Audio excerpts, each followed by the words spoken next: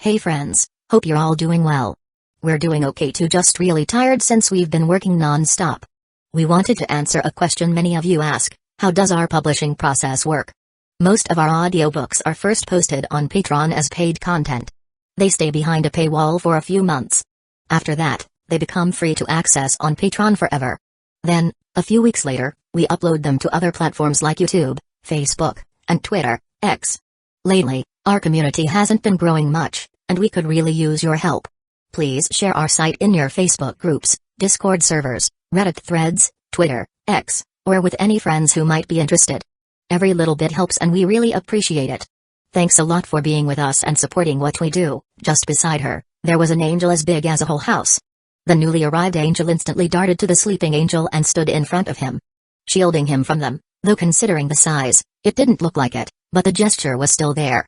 Gabriel, after a few seconds, walked towards the newly arrived angel and tried to soothe its wariness. Calm down, little one, we bear no harm. She materialized her own holy energy and started leaking it out to help the angel and show it that she was also much like him, also an angel. And the reaction that she got was unexpected, to say the least. No, how? How do you have holy energy? It is impossible. The orb of light started trembling and vibrating like something significant was happening. I am his first creation, the first one. How? The orb screamed, the childish voice of the angel that looked like an orb echoing through the mountains. Gabriel's eyebrow fell down in the middle as she walked closer to it. What creation, little one? What do you mean by his first creation? The orb of light stops vibrating and shaking like a crackling storm as he turns to her, though considering that it has no eyes or face. It was just an institution. Are you trying to fool me? You are an angel like me, yet you were created before me, the first of his creation. How? Gabriel's frown deepens, and her footsteps halt in their places. Feeling deeply confused and not fully understanding what he meant. After all, they are all created by God, each and every one of them. No matter if they are personally created or born in nature. They are created because the heavenly system helped them take shape with the God gone, which in prospect meant that they were all created by only one being. So she tried to reason with the angel and help it understand. I don't exactly understand what you mean, but we are all created by one and the same being. So you do not have to be wary of me. Her voice was melodic and gentle, akin to the chirping of young birds before they became capable of flight. Orb of light. The orb of light felt like he was a fool. A nutter and incompetent fool who couldn't even do basic reasoning that even flesh and blood animals should be capable of. He had lived for almost a few hours. Whole few hours. A time that should be plenty for him to realize why his everlasting mighty creator was so weak. While he wouldn't dare call him a weakling or something like that, as that would deepest level of blasphemy. But in the grand visions that he was so fortunately granted, he saw his creator doing things that any of the creatures that were beside him couldn't even begin to comprehend.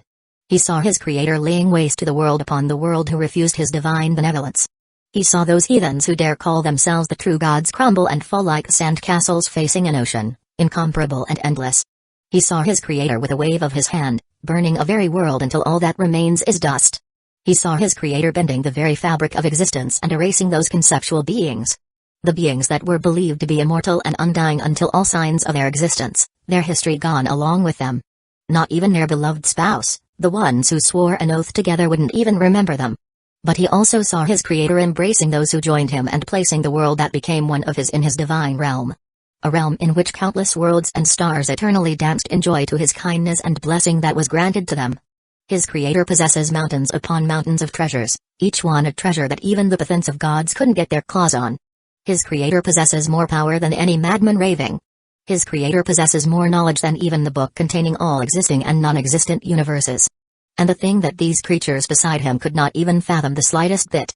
Except for that angel, since she was created earlier than him and quite possibly witnessed firsthand his divine miracles. But something must have happened that he was currently unaware of. Something major that the vision he was granted did not cover. A vision that foretold of his creator's fall and rebirth into a new being.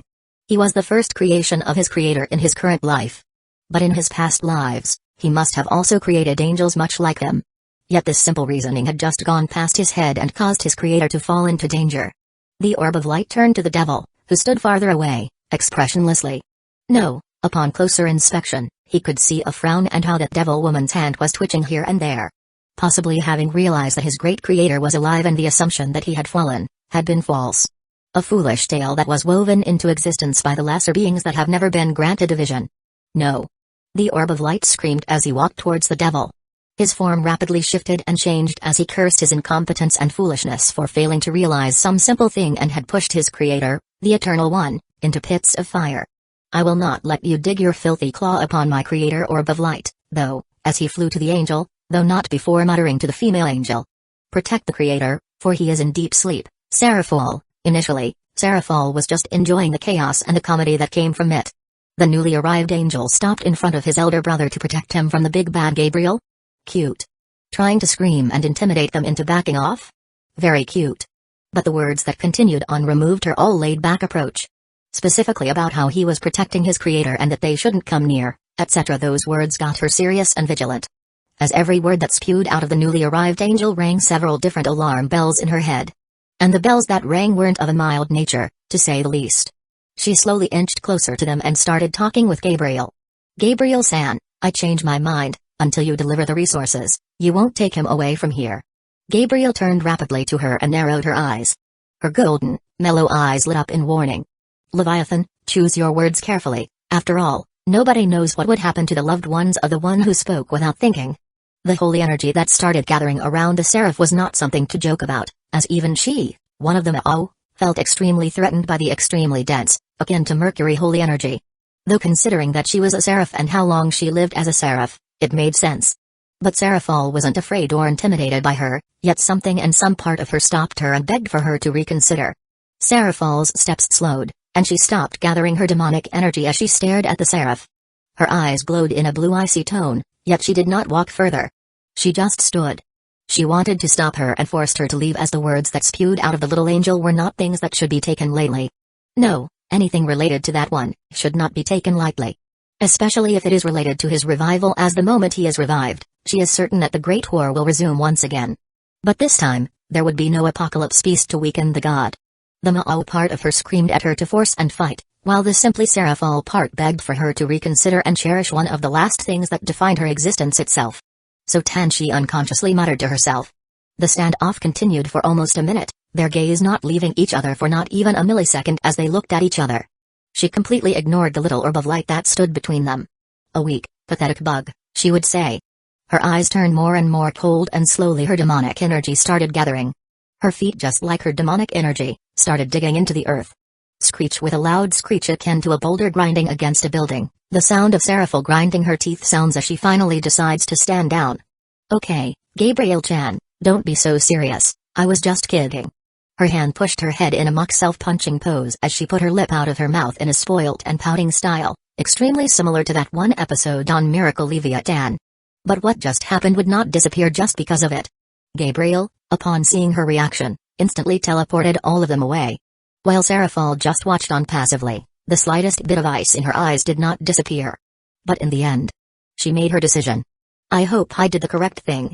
She whispered to herself as she turned around and walked towards the Kwa school. Feeling a series of complex emotions such as anger, confusion, and deep frustration. Gabriel's emotion, much like her devil equivalent, was as complex as hers. She felt quite a range of emotions, but they were quite similar in nature. She felt confusion, frustration, and worry. Confused, if she did the right thing, while hoping that the words that the unknown angel had uttered had truth in them. If not, she quite possibly ruined the centuries of relationship that they had built. Worry. What she should do if she learned that the words the unknown angel had uttered were false and that the angel that was sleeping beside her was in fact not her creator, in prospect the god. She turned to the unknown angel and started asking him questions. Questions ranged from whether the words that he said were true and whether was he truly created by him. How long he had lived and when he was created. The questions were as relentless as the emotion that surged in her chest, yet the orb of light answered all of them truthfully and in pure honesty. After 20 minutes of relentless questions, she finally relents as she takes a step back. Her chest was heavy and filled with more questions than she initially started with. But she got all the questions that she could from him, though not much as he was just a newborn. Sister, I have a request. She heard the unknown angel say to her. She turned to the angel to see what request he had of her. Drop me somewhere into the human world. Preferably if I am far from other supernatural factions but not completely isolated. Why? She asked, wondering what he wanted and why he asked something like this. The orb didn't answer and didn't move after her question. He just stood there, the light dim and a silver of what it was initially. But he didn't make her wait long. For I had sinned greatly, sister, I had ruined the Great One's plan and put him in danger. Unnecessary danger that was birthed from my foolishness. Gabriel opened her mouth to reassure him and stop him from venturing alone. But he did not relent. Please sister, I must make up for my mistake. Only then, can I be in his presence once more. Gabriel stared at him for a profound deep second before she nodded at him reluctantly, although she wouldn't like him to venture alone like this. But she valued his loyalty and the willingness to make up for it. All right, she said. After which she materialized a teleportation circle and teleported him to a place she knew would be safe for him. A magical circle materializes around him. Thank you, the Orb of Light said as he prepared to make up for his undoing and make up for his mistake by annihilating the devil race as a whole. For that would be the only way to make up for his mistake. A thing that he didn't tell his sister because he assumed that she already knew. Chapter 32. With an ethereal, gentle glow, Gabriel and her angel brother, whom she now assumes to be her creator, arrive in the second heaven. Their landing was not a small one. At the moment her creator touched the ground shook, and a small part of the ground caved in, displaying just how heavy her father was. But otherwise, there wasn't much commotion. The light of the second heaven's sun instantly fell on her face as she gazed at the endless constellation and the stars that adorned the sky, each one bearing a tale that was forgotten in the past, yet despite the forgotten tale, the stars in their place stood quietly as a deep reminder to whoever gazed upon it. Right beneath the stars was an expansive field of wheat, one of which one would find in the human world, but the ones in this place were golden brown in color and were a magical plant. Crinkle crackle, the wheat gently waved and danced in joy to the tune of the wind as the giant artificial sun of the second heaven set. Nearby angels, some flying in the sky and some on the nearby building, all flew towards her, attracted by the sudden sound and the big thing that suddenly appeared. When they were about 10 meters away, most of them stopped, but not all of them, as two high-class angels came forth from among them. Lady Gabriel, they both said in unison as they bowed. Their eyes were blazing with light that was called respect as they gave their respect to their betters. Gabriel turned to them, smiled gently, and nodded. A gesture that spoke of her accepting their greeting. Lady Gabriel, who are they? A male high-class angel stepped forward towards her and asked her, his tone respectful yet happy, one that faintly resembled how a younger sibling of the family would call their elder sister. Treat them as guests, feed them, and relieve them of their exhaustion, but do keep an eye. Gabriel said, deciding to treat the ones who were together with her father well, even though any monster who intruded upon heaven would normally be mercilessly executed. A thing that was put into place by God in the ancient past, and one of the rules akin to a law that Turiel, her brother, venomously refuses to change, for he did not budge the slightest through millennia. But the ones accompanying her were a special case, a one in a million, one might even say, but despite this, they weren't allowed to roam free, as she also ordered them to be kept an eye on and to monitor their every movement. Both to ensure they didn't plot anything and for their own safety, as some radical angels might just attack them upon gazing at them. Understood. They both said in unison as they nodded and turned to Gale, Katu, and their bodyguards, who were looking around in confusion and happiness. As one should upon setting foot upon a place that, not many being other than angels and the dead souls of the followers, had set foot in. The high-class female angel stepped forward and gestured with her hand. Follow us, she said, her voice soft and melodic with not the slightest bit of disgust or frown visible in her face, for they were the guests of Lady Gabriel, one of the four great seraphs. Gale nodded politely while standing in the front, then followed behind the two high-class angels with her daughter and their bodyguard in tow. Gabriel waited a few seconds for them to walk a bit before turning to her brother, no, her father, the god. She walked towards him, her footsteps light yet bearing an unknown number of emotions as she embraced him. Her arm was stretched to the limit, and her forehead was touching the dome as she stood quietly. It is warm, she whispered to herself as she rested. Her restless mind, which was moments ago akin to a turbulent sea, for some unknown reason became as calm as a lazy lake as she reminisced about the ancient past. The ancient past in which she and her brothers and sisters were comforted and protected by him, the god. His back, at that time, always felt like it was as big as the very world itself as he shielded her and her brothers and sisters from harm and sins. Created a place akin to a paradise for them all in the hopes that they won't lack anything and won't stray from the path due to it. During that time, she, along with her brother Michael, always used to teach their newly created brothers and sisters the rules and their father's ideals that they must follow. Every day was a day of laughter and joy, and there was never a day without it. But when Lucifer Beelzebub, along with the rest, stuck a knife called a venomous betrayal upon his back with no other reason, other than pride, her father, the god, changed. Sometimes, in the endless nights that spanned endlessly like eternity, she sometimes wondered, would he have forgiven Lucifer and the rest if they had a valid enough reason? What if they said that they were fooled into thinking that he was about to destroy them, or they had read a false prophecy that was created by one of their enemies? He might have forgiven them, as during that time, he was different. Soft and gentle. But no matter how much she thought about it, it was impossible, as the very existence of one of God's abilities denied every possibility of it. Omniscient. She thought in her mind. Nevertheless, the betrayal must have been very deep, as after that, God became more and more strict as time went by. The times he punished his children and condemned them became more and more frequent, and the number of angels who fell gradually increased as they fell in droves. When Adam and Eve, his children, much like angels, fell and were thrown out of the Garden of Eden, it only made it worse. Yet they, as the angels, did not give up, for he was their creator and their father, through the effort of her brother and sister, along with a new child that was created by him, named Jesus Christ. He, for just a few decades, seemed to, just maybe, get better. But when the humans killed his child, Jesus Christ, something seemed to snap within the deepest part of him as he decided to bring forth the judgment day, and only by the cries of his dying children did he barely manage to restrain himself. And through it all, Gabriel, along with her brother and sister, became a sorrowful witness to it all. When he fell, the world itself shook for days on end, and the destruction that was caused by his fall was one that she had never seen. But now he is back. Her dear father, whom she believed to be dead, is back. Not only that, but he is now not bound by the things called faith and devotion, for all the power that he has is only his own. She opens her eyes and looks towards her father. The gleaming, gentle sphere that hummed and radiated warmed lazily and gently. Her hand slowly brushed against the surface, and her hand caved in like it was touching a soft cloud. The edges of her mouth curved upwards as she turned around.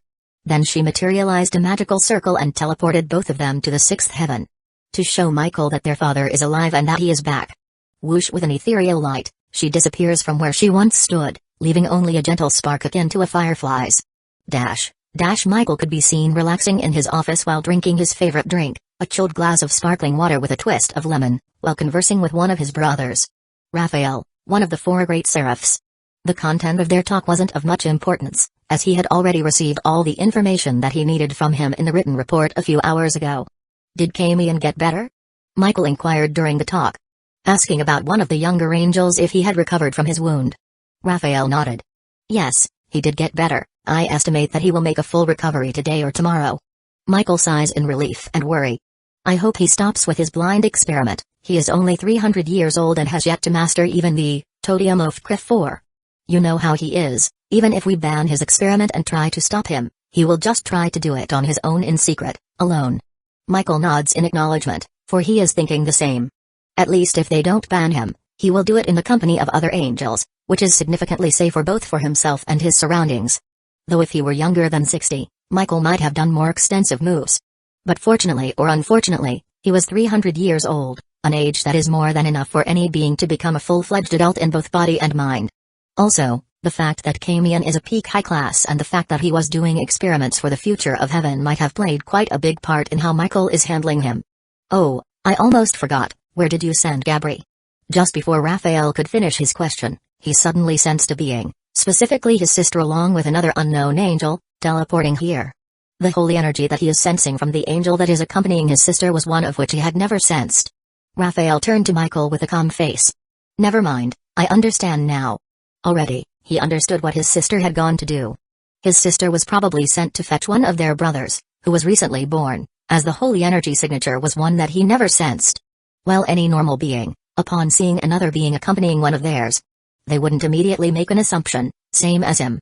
But because the birth rate of angels was one of the lowest in the whole wide world and the fact that most, if not all, of the angels had been in heaven for centuries, most of them became extremely familiar with one another. Heck, he even knew every single one of his brothers and sisters' names and their looks along with their holy energy signature. While he was waiting for his sister to come, he started hearing some loud sounds, akin to a massive boulder falling up and down on a mountain, along with stone pavement and cement giving in and breaking. Each time it did, it only got louder and louder. Michael got up from his chair and walked towards the window, curious and confused as to what was happening. Yet when he got to the window, he saw his sister carrying a massive sphere, one that was filled with holy energy. He muttered, feeling confused as to why she was dragging that big thing here. He raised his hand and teleported himself a bit away from his sister to both satiate his curiosity and examine what she brought in detail. Whoosh, with a flash, he disappears and appears in front of his sister, who, upon seeing him, immediately stops in her tracks. "Brother!" He heard her shouting with joy, a natural and from the heart tone that he hadn't seen from his sister for a long time. "What happened, and why are you bringing this here?" Michael asked, one of his eyebrows raised and in a questioning tone. Gabriel's smile widened, and her eyes started shining in a blinding yellow light as she gestured to the massive dome. "You probably won't believe this, but he might be our father." His ear, upon hearing her words, at first refused to even register what she even said, for the words that his sister spoke of were things even he didn't even dream of in the thousands of years that he lived. But Michael was an angel, not just any angel. An archangel, a being akin to a high human among humans. One that was superior to a normal angel in every imaginable, possible way. So his ear and brain, despite refusing to even understand the words that she spoke, still recorded the words that she spoke very clearly. So his brain, following the will of his owner, started rapidly reviewing the words she spoke several times in milliseconds. Imprinting and hammering the words that his sister spoke of in perfect clarity. So he, despite initially refusing to even understand the words, in the end, finally understands. But accepting it is a whole other ordeal, as the only words that came out of his mouth were, "What?" From behind him, his brother Raphael, who just came out following him, also opened his mouth. "What?" After that, his sister started explaining how and what happened, etc., which, to be honest, wasn't much, as the moment she went there, Seraphol led her to him, and while they were conversing, another angel, one of whom was just recently created, came and informed her of him. Though not quietly, Seraphol, who was nearby, heard it but let her go without a fight. Probably because she and Lucifer's sister were nearby and would most definitely die as collateral damage if not evacuated immediately.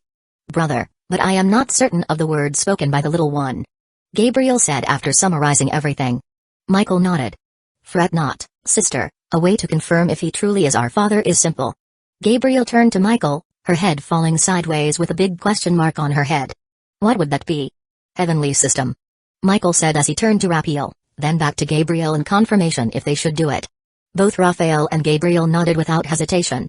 Michael, upon seeing their confirmation and agreement on what they should do, extended his hand, materialized a teleportation circle, and teleported them to the core area of the heavenly system. A system that functions as a replacement for God, though originally it was to enhance God's ability and ease his workload. With a blinding light, they appear below a giant flying island wholly made out of divine golden gear and mechanics. Each gear carried thousands upon thousands of magical circuits, each different and serving a greater purpose than alone. Tick tick tick tock the gears moved slowly and relentlessly and without rest. Some wisp of divine light would seep in and out sometimes, and some parts of the whole system were working very slowly, some didn't even move. Showing how little of its full capacity is used, yet despite only working on this little capacity, there was quite some wear and tear. Some gears that were once golden and divine in color were degraded and decayed until they were orange-yellow, with the teeth of the gear bent or in disarray along with it. A sorry sight some might say, but Michael and the others, due to how complex and intricate it was, couldn't even repair or take care of it fully, as they are only capable of doing surface-level maintenance. But still, despite its somewhat fatigued appearance, it was without a doubt the greatest creation in the world. Michael stepped forward, his steps light and his wings vibrating in both anxiety and uncertainty, and extended his hand and put the massive dome in front of the machine. After which he materialized a bunch of magical formulas and started the process. "Heaven's core, please analyze him," he said, his voice crisp yet soft. With the sound of a gear rapidly turning, the heavenly system created a bunch of golden tendrils and started analyzing the thing in front of it. From the top to the bottom and then from right to left, it didn't even leave a single cell unturned as it tried to identify the creature in front of it. Heavenly system, Heaven's core, or commonly known as the heavenly system, was confused to say the least. The being that it was analyzing was both an angel and not, as some part of the being in front of him, about 1/5 of him, wasn't even a material or energy construct. Instead, it was closer to a concept than a material creation. And soul was a whole other ordeal. Some part of the soul was of unknown origin, one that wasn't native to this world, while some was of this world, specifically native to the underworld. The soul of the creature in front of him was a massive glowing yellow orb with a bunch of holes, each filled with souls of other hundreds of beings. At first glance it seemed like the small worm-like hundreds of souls seemed to be parasitizing him, but in reality it was the opposite, as the soul that was in the middle was sucking in their nutrition while also infecting and purifying them. All in all, the being it was analyzing was a complex creature that both seemed like an angel and not, while its soul looked like it came from the great beyond and not. So the heavenly system made a conclusion that it was an incomplete angel, who was born with a severe defect and used other creatures as a supplement to make up for what it lacked, and it possibly devoured some unknown soul that caused its soul to look like this, and it might also have something to do with the concept that inhabited its body. Just as it was about to deliver the message and finish the analysis, it suddenly sensed that some part of the divine energy that was sent to the angel, for some unknown reason, disappeared. And not only that, the divine energy that came back was different from what it was initially. While at first glance the changed divine energy looked and moved almost the same. The color of the new energy was a slight bit more yellowish, and the energy that came out was purer and more tame. Heavenly System started experimenting on the energy. It tried creating other constructs and made it do what normal divine energy does. Ranging from the effect it had on a normal angel, what it would do on a normal cleric, etc. The test continued for a long time, though not that long but still long for the greatest creation in the world. About 40 minutes, it took. And the result was a satisfying one, as the system discovered that while the energy became a bit less potent in terms of power, it gained a few properties it never had before. Any exorcist who uses the extremely diluted version of this energy instead of the normal extremely diluted version would be capable of displaying more power than their body or the artifact should be capable of. This energy has an anti-property that would try to purify anything that is not holy energy or divine energy. If not capable, it would destroy the said energy. This energy has a recovery effect on holy artifacts. It would mend and recover any broken or cracked artifact until all the divine energy is finished or the artifact is fully recovered. While the first two were an interesting concept to the Heavenly System, the last and the third one got the attention of the system the most. The system turned its attention to the current capability of its body. Working in 35% capability, possibly to increase it to 50% without the creator's input. Status: the Sacred Gear System, in need of maintenance. Several tens of artifacts connected to the system have been weakened, and several sacred gears are in severe need of maintenance to clear out their previous host's history. Holy Power Regulation System. Several areas of the system have deteriorated and decayed due to the passage of time. The Angel System, working normally. Divine Law Enforcement, deteriorated and decayed due to the passage of time. Heaven's Stability, part of which is responsible for the second heaven, has been destroyed, and the one from the third heaven is working overtime to make up. The one responsible for the first heaven is in severe need of maintenance. Then the system put more amounts of divine energy into the angel and extracted a bit less amount of divine energy than what was initially sent and applied all the divine energy that it gained around the parts in which its body severely needed. Then it put together a simple report and sent it to Archangel Michael. Michael, who was standing stiff for almost 40 or so minutes, finally saw a flash and a report appearing in front of him. The moment he got it, his sister Gabriel and his brother Raphael walked towards him and started reading together with him. An impolite gesture, one might say, but due to how much their heart was racing and how nervous they were, they decided to forget any politeness or personal space as they read together with him. The report was densely packed with words and diagrams that even they, ancient archangels, had to squint their eyes to understand. But after reading through it in a few seconds, they understood. The being that was analyzed was mostly angelic, with some parts of its body concept-like, specifically the concepts of creation, justice, and light. A thing that was good news is that stronger and higher life forms grew to be, the more they became akin to conception. And their creator, their father, had exactly the same ones as him. Though the concepts it had were weak and not so stable, like it was about to extinguish due to the blowing of wind for some reason. While the soul was a bit confusing part. It said that it possibly quietly lacked some part of its soul and is using other beings' souls as nutrition to make up for it. Though not by consuming it rawly, instead, it was cleansing and purifying the soul, then sucking in the nutrition to help its soul grow. When they read this part, all three archangels seemed to simultaneously take a deep sigh of relief and happiness as their bodies loosened and relaxed as they turned to the dome of their father. "Father," Michael whispered as he slowly took a step towards it, his steps shaky and unsteady despite his immense strength that could topple even the mountains without a problem. His breath was ragged and shallow despite not needing oxygen itself. "So you were alive?" he whispered with small bits of tears accumulating beneath his eyes. Michael, although he didn't want to draw an empty framework, his brain refused and already drew a somewhat elementary picture. The moment he fell, their father, the god, must have been nothing but a wisp, akin to a firefly if one considers its capability he had in its peak as akin to a sun. He probably wasn't even capable of conjuring a normal thought in that state. He was probably only capable of drawing upon the basic instinct that he had and scraping off the remains of filthy animals for centuries upon centuries. Hiding from the lowest tier of animals and living inside a little hole, one that small animals like rats and rabbits used to live in. Barely scraping by and occasionally going into deep sleep due to how incomplete his soul became. Slowly he probably created himself a body from what he managed to save and started hunting for stronger beasts to continue the vicious cycle while also just barely sucking in the faint remnant of souls. And after many centuries of this kind of hell, he must have finally recovered enough to get normal thought processes and started devouring the souls of other beings to recover and using their physical bodies to create a better body for himself by drawing upon the knowledge that he managed to recover, instead of the instinct that he had, and finally, through relentless effort and pain, he must have managed to reach ultimate class, come to the human world to return to his home, heaven. Chapter 33. Within the halls of the castle of the Mao, faint tapping of shoes could be heard, echoing through its vast halls. The sound was distinct, and for some unknown reason, it felt heavy and sluggish. It was as if the tap was reflecting the mood of the shoe's owner, though it might be true, as the emotion that Seraphol was bearing in her chest was one of great magnitude and weight.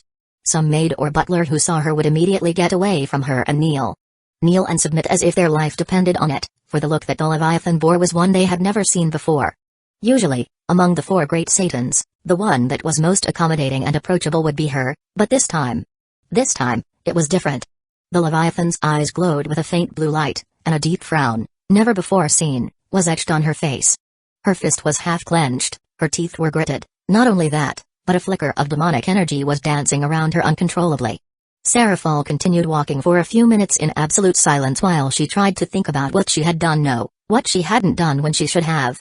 The glow in her eyes intensified and turned into a piercing blue light, and her breath turned rapid, as if the very air seemed to be disappearing. After a few more steps, she stopped in her tracks as she reached her destination. Sirst's Creamery, now better known as Sirst's Lucifer's office. She slowly raised her head and gazed upon the door, wishing that she could wait a few more minutes to clear her head. But she couldn't, not with that one alive. Tock tock tock, she knocked, extremely different from her normal self, as normally she would just teleport into Sirst's office without care. Though if there were any guests or other third parties, she, of course, would knock. Enter? An answer with a questioning tone greeted her, quite possibly because Sirst learned that she was knocking through his senses and was confused as to why she was doing something like this. A question that he would soon have an answer to. Sirst, he is back. She said it immediately upon entering without giving any greeting or using any fancy title.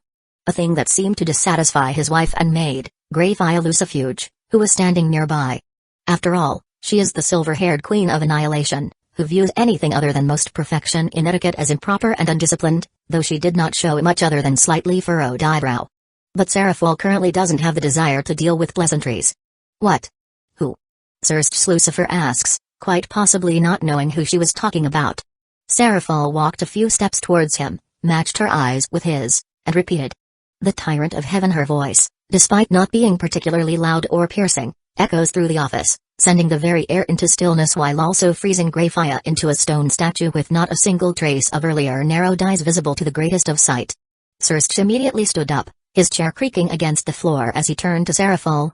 Eyes wide with disbelief and astonishment. How? He already died, just how? He asked her, but she didn't have much of an answer, as the things she knew were barely above what he already knew. But still, she would explain what she currently knew to him. Do you remember that angel that suddenly appeared in Ryas and Suna's territory? What? He yelled with his eyes widening and his legs leaving a deep crater due to the sudden release of demonic energy that he unconsciously made, possibly assuming the worst, that his dear sister might have died. But she reassured him a second later. Don't worry, they are currently safe, and I don't think heaven will do something drastic until he recovers. W.H. Huff, ahem, so it's true that he is an ultimate class, huh? Sirst said, trying to regain his composure that was lost due to the sudden news, feeling a bit relaxed and calmer upon hearing that his dear sister is safe and sound and that he wasn't at his peak yet. If that one were at his peak, Sirst's hand unconsciously tightened around his table as he imagined it. Then, after a few seconds of contemplation, though he turned to her, his eyes were still glowing red with destruction pulsing through them. Tell me everything, do not leave the slightest detail behind. Seraphol nods as she opens her mouth to explain, only to be interrupted by a Kajabizalbub, another Ma'o, specifically a Ma'o in charge of technology and science. He burst through the already opened door and rapidly started without going through any pleasantries, just like her. Sirsts, you're not going to like this. Ajika said seriously. But as he stepped inside, he froze. The atmosphere in the room was far heavier than he'd expected. Heavy? No, oppressive would be a better word to describe it. What happened? Ajika asked, looking at both Seraphol and Sirsts with one eye raised. Sirsts turned to Seraphol, and she stared back at him for a few deep seconds before she turned to Ajika. The leader of heaven is back. She spoke, instantly freezing the body of Ecchi Beelzebub and causing his already wide pupils to contract rapidly for a profound few seconds. A few seconds that the three mouse of the underworld spent in absolute silence. Soon, the only sound that was in the room was that of the wall clock, a big and ancient one that ticked quite loudly compared to its modern version. Tick-tock. The atmosphere inside the room, for some reason, became so heavy and dense that one could even pull out a knife and carve out a slice of heaviness from it. Serge and Serafal waiting for Ecchi to come to terms with it and to elaborate on the important information he brought. And it didn't take long, as in just a few seconds, with a deep sigh that vibrated through the room, he turned to them. I don't know if the news I brought is worse or better, though possibly worse. He spoke as he walked towards a sofa and sat down. The moment he said it, the expression of both Serafal and Serge became grimmer than it already was, though no one knew how it could possibly be. Serafal walked towards a sofa that stood opposite him and sat down. Tiamat sent a message to me about how she met some sort of angel who managed to restrict her movement and stun her before escaping out of the underworld. Ecchi shifted his gaze to Serge. And she spoke that the angel might have something to do with.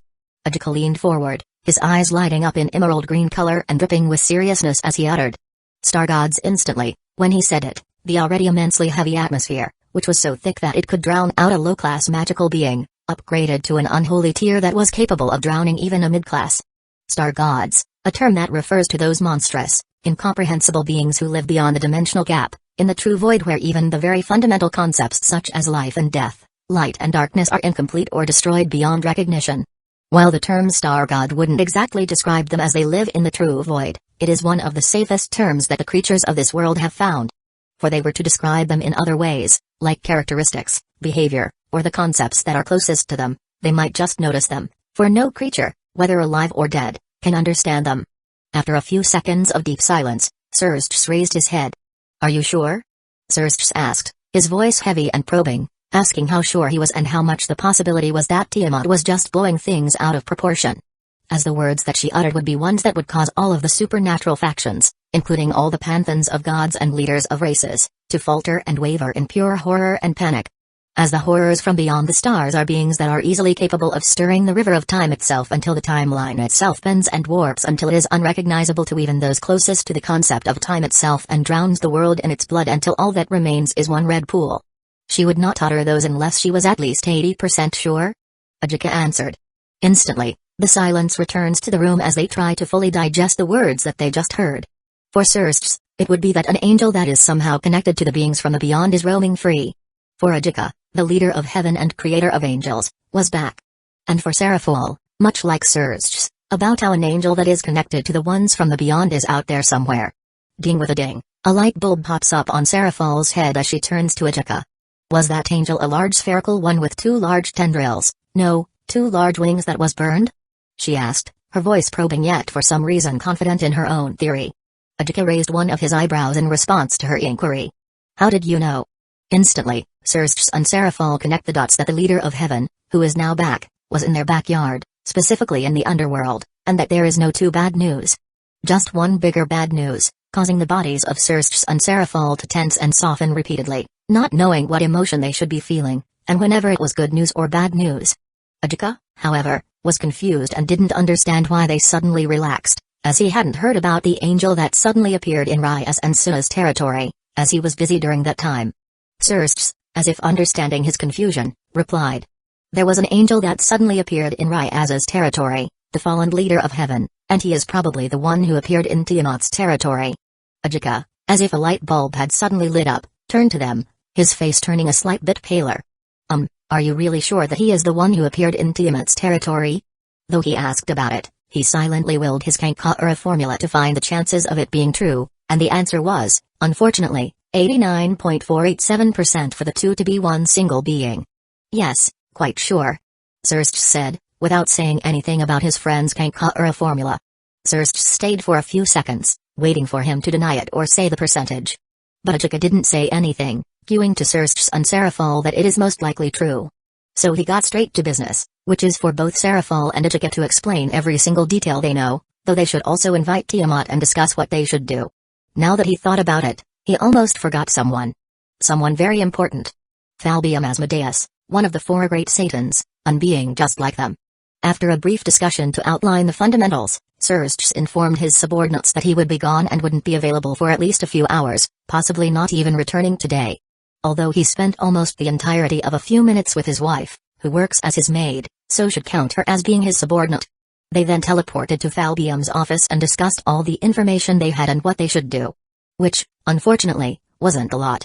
Heck, they even learned that Seraphal's information about that one returning from the dead was not so certain. Though they were quite sure of it, especially with the addition of him having been in the underworld previously, and that he managed to restrict Tiamat's movement, and escaped from Tiamat with not much trouble. So after an intense hour of discussion, they mostly determined what they would do. They would prepare the underworld for that one's return and reveal that he was alive to the pillars as soon as possible. A thing that would be done by all of them together, while silently leaking this information to the fallen angels. After all, his revival is a problem that would affect both devils and fallen angels equally, and they are quite sure that he would be quite pissed, if not furious, at them both. But they would not reveal anything about their speculation about his connection to the star gods. As this is not confirmed news, and if the news were to be true, well, they might as well spend their remaining time with their families. Huff. Ryaz exhaled as she stared at the chandelier that was hanging from the ceiling. Its many light bulbs that generated light on their own, acting akin to the many stars that would appear in the night sky, as she gazed at them absent-mindedly. Her eyes were weak with not much fire in them as a small part of her mind imagined herself becoming a baby factory to Riser Phoenix. Riser Jr. A child with features akin to Riser's sat on a chair before her as he enjoyed hedonistic acts that their father, Riser Phoenix, enjoys. "Mama, I want more booba," her children said as he fondled the boobs of a maid. His face, a perfect copy, was smirking at her as if enjoying her reaction while also enjoying the sensation that his arm sent to his brain. "No, you can't, honey, you already have enough booba." Ryaz imagined herself saying it to him while smiling tiredly at him. And the imagination Riser Jr. did not like it very much, just like how his father would, as he immediately got up upon hearing it and started screaming like she just cut off a limb or two from him. "You he screamed, his shrill voice vibrating through the mansion as he started crying like a little shit he is. And just a second later, Riser comes in with 100 or so other women in tow, acting like he is some big shit, even though her brother could, with a wave of his hand, disintegrate him until nothing, not even ash, remains. "Ryaz, why are you making him cry again?" he said, with a fake concerned expression, while he walked towards his child and started patting his back, comforting him. Meanwhile the other 100 or so Riser's bitches looked at her with judgmental gazes, gazes that whores like them should not have access to, for they are much worse than her. "Ryaz?" The imagination that occupied her mind popped like balloons as her queen Akano shook her shoulder, snapping her awake. Ryaz's head snapped to Akano, noting her also less than energetic expression as she concernedly examined her. Akano again opened her mouth. "Are you okay?" she asked, her eyes filled with worry. Ryaz motioned to her. "I am fine, Akano, I am perfectly fine." She spoke, but the words didn't have much drive, nor did they reassure her. Akano then looked at her for a few seconds before smiling. "Wanna go check if there are any possible peerage members in the city, one last time?" Her voice was soft and gentle, and Ryaz nodded upon hearing her question. Thinking that while the possibility of finding any talented human would probably be unlikely if not outright impossible, the walk should refresh her a bit. So they changed clothes and started circling the city, enjoying the quiet afternoon as she strolled. They even went to a few stalls and tasted a few candies here and there. The cool air of early February and Akano being her constant company as she tried to let go of her worries and enjoy herself for the briefest of moments. And it worked better than expected, as though the walk through that plagued her mind stopped and was shoved to the deepest part of her mind for the next few hours as they marched across the city. Enjoying themselves by gorging on appetizers such as cotton candy, sandwiches, cake, etc. They also played in the arcade that they came across, while also occasionally checking for any possible peerage member. The blowing cold wind caressed her as Ryaz glanced at Akano, who was humming a tune and following right beside her. Her smile was one of gentle warmth and care as Akano talked about the history of some shops and interesting facts to divert her attention. An act that she understood and appreciated deeply. Soon, the sun starts lowering as it starts to set, declaring the end of the day. And in just an hour or two, a few people would come and escort her to the underworld, specifically to her home. A time that she originally didn't have and asked Seraphal for, as Sona had already left for the underworld. A thing that seemed to worry Akano, as Ryaz was seeing her glance at her more and more frequently as the sun started to set.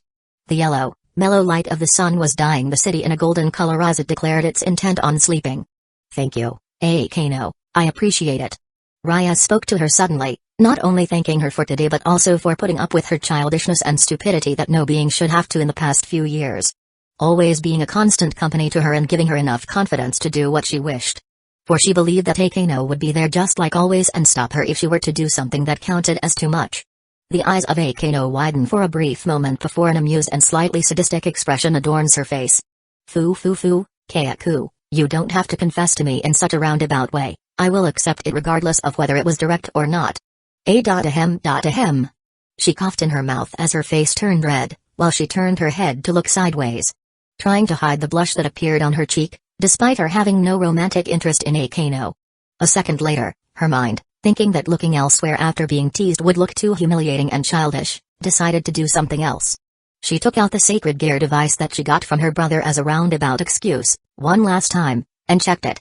While this was happening, Eikino just looked at her with even more amusement evident in her eyes, and the glow in her eyes did not diminish, cueing Ryaz that she was about to open her mouth again and continue teasing her. Ding, when that sound sounded, both Eikino's and Ryaz's minds froze as they both looked at the device that detected a sacred gear nearby. Chapter 34 Heavenly System was capable of many things. Things that even the strongest of supernatural beings were incapable of in just a few hours or days, but there was one thing that it was incapable of.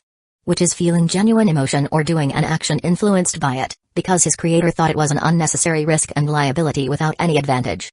A thing that the system both appreciates and dislikes. Dislike, because of the fact that it can't feel emotion, its predictions sometimes misses their mark, causing its plan or move to fail spectacularly, a flaw that it tried to fix in the ancient past, but for some reason, the result that it made after decades of study and experiment was so minimal that it didn't even notice any change in the decision it makes. Appreciative, because it prevents it from doing something as meaningless as crying or hesitating due to familial connection, just like its fellow creation before it always does.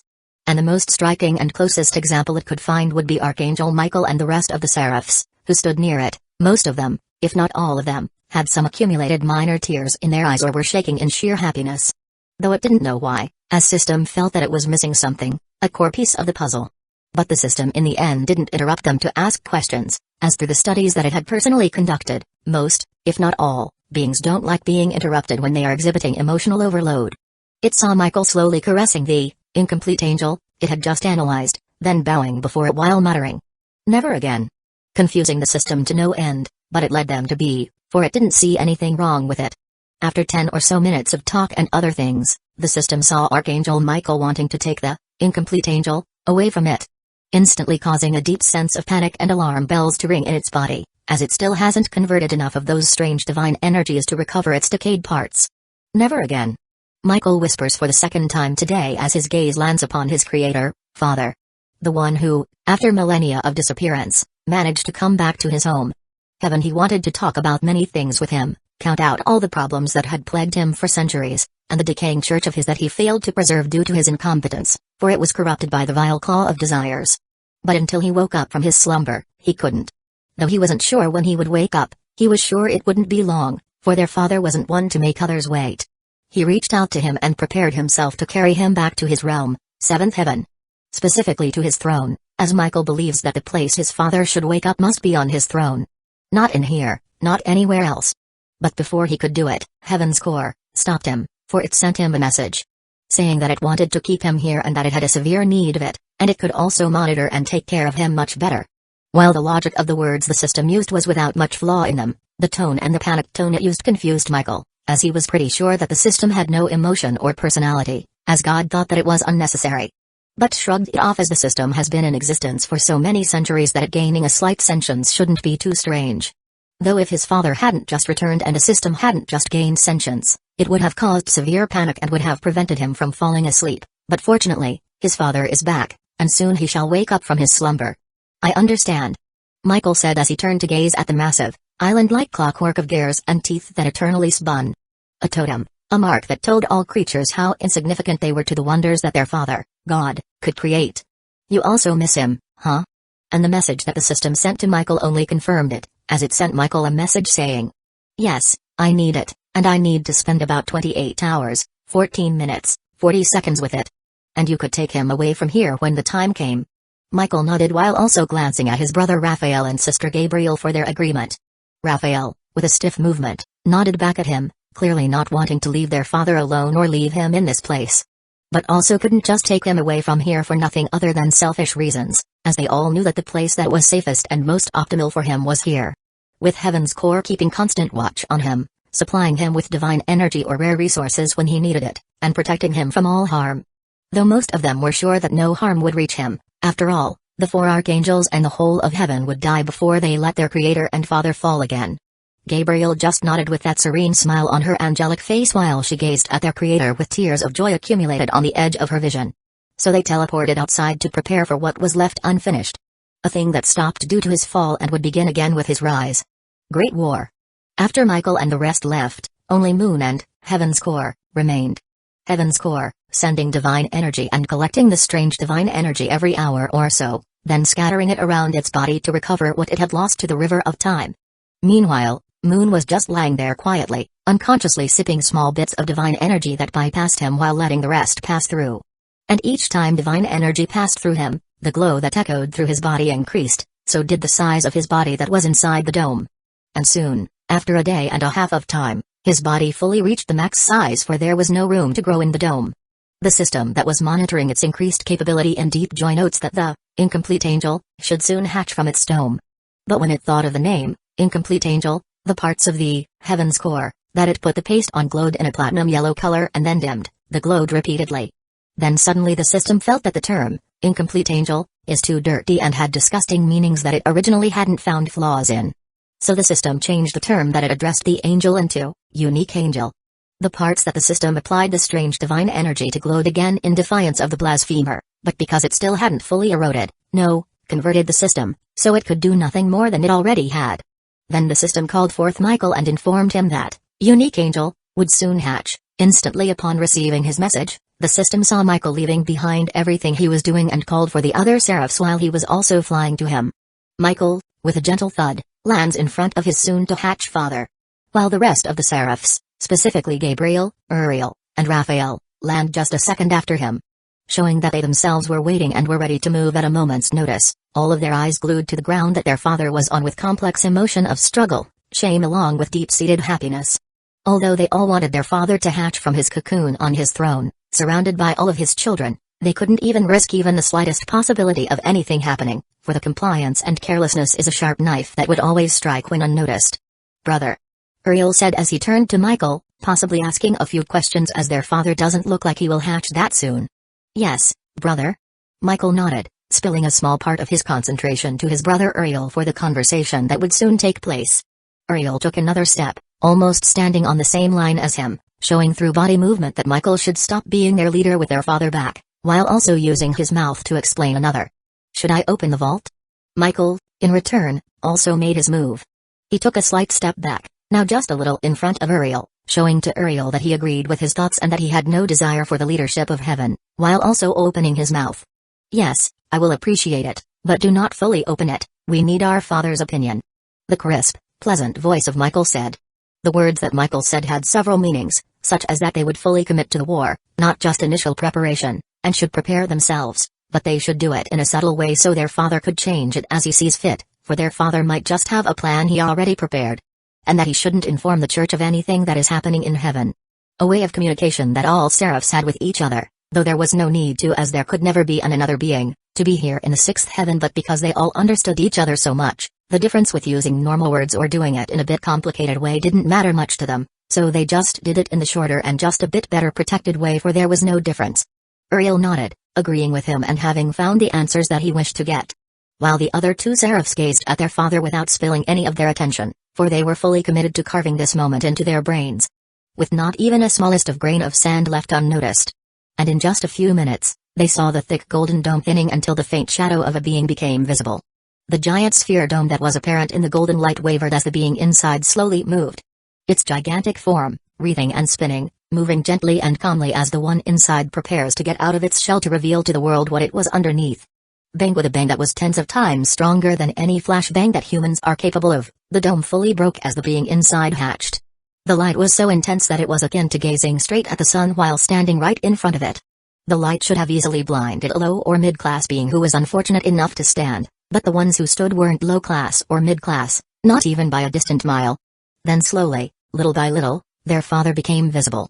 Their father had 4 pairs of wings, massive translucent golden wings that gently hummed, as if every movement and every feather on that wing was a perfect work of art that declared to any being they were dealing with a higher being, a being that is in every possible cognitive way, better and more perfect.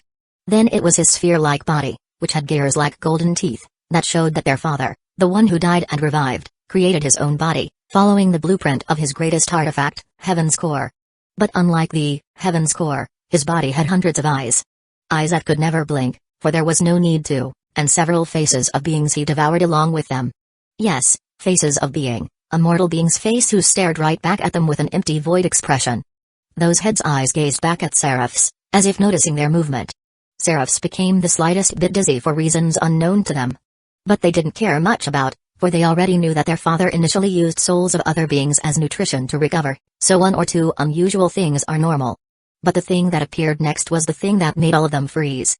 They saw their father's eyes, a burning one that glowed in a golden reddish color while flames of great might surrounded it, protecting it from all harm while the flame also sucked in the holy energy that plagued the air into itself, purified it, and feeding it to him.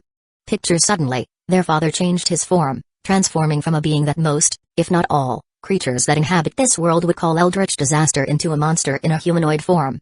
He now had only 1 pair of massive golden wings that burned just like the flame they saw earlier and a body that looked like all the skin that one should have was burned, and in its place, only muscle and tendons were visible with faint bones showing up.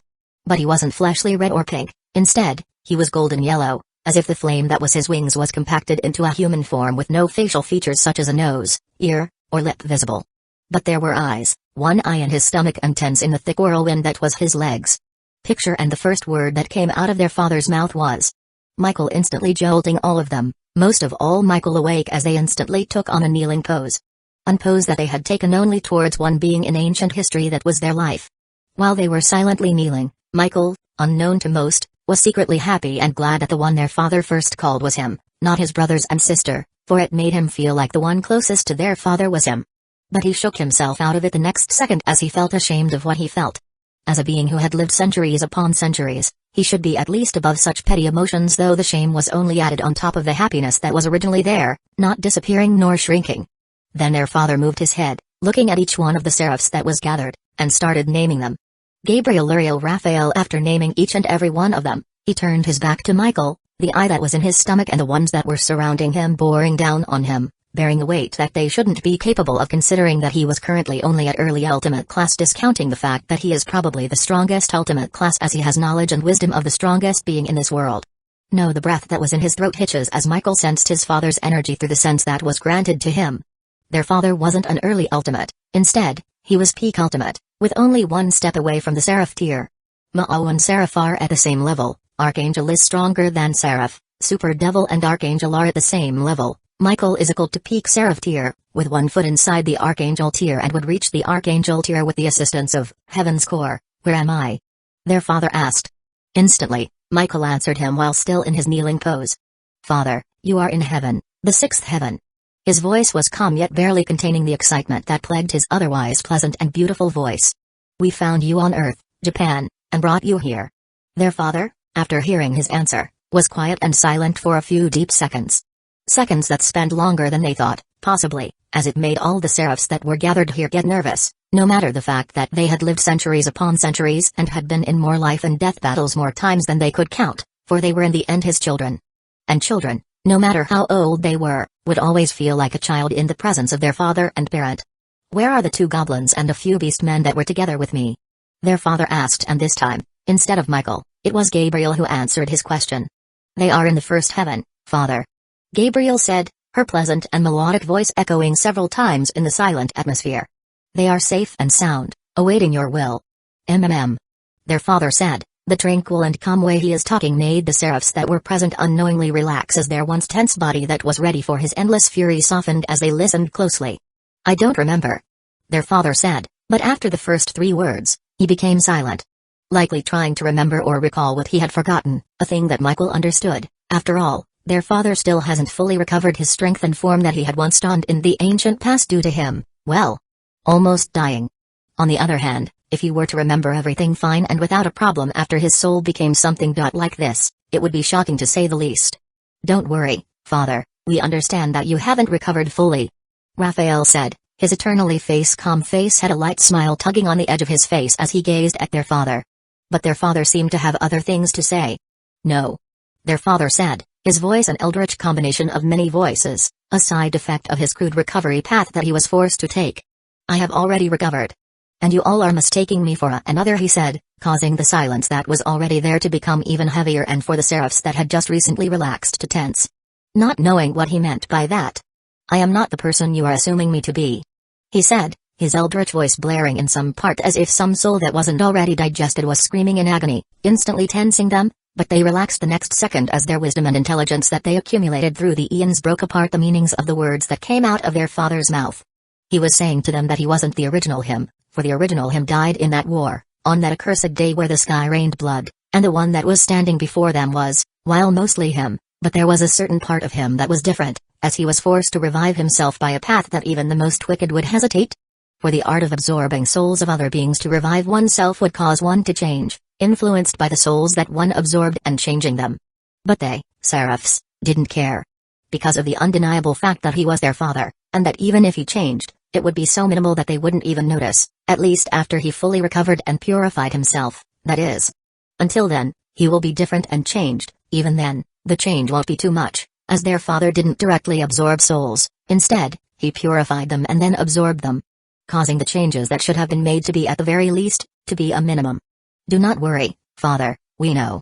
Michael said, his normally soft and pleasant voice bearing an immense weight that they rarely had. Their father turned his head to him although with no facial expression or evident moment that showed what he was feeling. But Michael could guess that he was probably observing him and judging if the words that came out of his mouth were genuine. One thing that he answered with his burning gaze, for there was no better answer than it. After a few seconds, he stopped looking at him and turned to each of the seraphs that were present, one by one, slowly and calmly, seemingly wanting to know the other's opinion. It matters not, father. Uriel said, and Raphael also continued just a second after him, as he noticed that their father turned his attention to him. You are our creator and father, and there is nothing that changes that fact. And finally Gabriel, who was gazing at him with longing in her eyes and a childish smile on her face. A face that never had accommodated similar emotion in centuries, with the most close one being her eternal serene smile. Father, you are our light and sun, the one who illuminates our path, so it matters not if the light is slightly red in color, for the light will illuminate our path is one and the same. She said. Their father asked again just a second after Gabriel, telling them that he is not who he once was and that he was different. And that time, they declared their willingness with even more fervor and loyalty that somewhat seemed to surprise even him as he gazed at each and every one of them for a very long time. And then with a sighing motion that is unusually long, he leaned back, while materializing a chair to sit down as he gazed at them. Very well. Chapter 35 God's Throne, a throne that is akin to a symbol of absolute dominion over all of heaven and its subordinate factions. As the being who previously sat upon it was a being whose power reached the very ceiling of the world and whose knowledge was on a level that no other being, whether gods, devils, or dragons, could even begin to fathom. For that one was the one who laid the very foundation of magical craft and built the very roof over it, with no other contestant in the river of time even coming close to it. Though to the other faction that has an extensive network or extremely strong prophetic abilities, there is no previous being who sat upon it, for the original one had only come back. But to Moon, who sat upon the massive throne, it was nothing like what outside or even now angel subordinates assumed, as he was sure he was not God, nor was he in any way related to him. At least he thinks so, though he might be wrong, as the dream, or a mirage that he had while unconscious, had a being a bit similar to it. But through the unknown instinct that he now gained, he was pretty sure that the being he dreamed of and the biblical God of this world are entirely different beings. The one he dreamed of excluded an aura that compressed all creation, as if that being were a gigantic black hole that had existed from the beginning of time, unseen and inevitable, akin to how those living would one day die. For it did not matter if that being is an immortal or not, for death is a patient being. But through the remnant that is still left on the throne, the biblical God of this world should have been akin to a sun, a burning star that has burned from ancient times to now with seemingly endless energy, but there was still a distant limit because Moon's instinct told him so. Moon turned left to glance at Gabriel, who was standing beside the throne, along with a board and a chalk pack right beside her, as Gabriel was just recounting the events that happened while he was gone. Though she was only recounting the relationship of factions and some major events that happened in the supernatural world, as she was in charge of it for centuries upon centuries, while he was supposedly gone. Though he would have liked to take his time and learn what he could, step by step, without any sort of rush. But the information that Michael revealed forced him to go into a learning frenzy, as Michael said that the devils knew that he, the biblical god, was back. And other factions should know soon.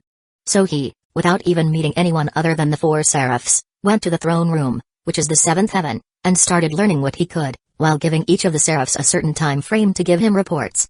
As he would like a certain viewpoint from the seraphs.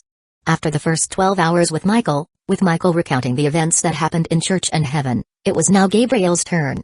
And he was already 8 hours into Gabriel's extremely detailed report that had a faint vibe of a lecture, though the tone and the words that she used were ones of great respect, and some small bits of nervousness were visible. It was as if he were a superior who was testing the abilities of his subordinate and was reviewing her past to determine if she did a good job or not. Though, despite this, he didn't know the exact reason why she even brought a chalk and board in the first place, as they could just use holy energy to draw on the air. Heck, she didn't even use it much, even though she brought it, as he could still see the diagram that she drew in the first hour.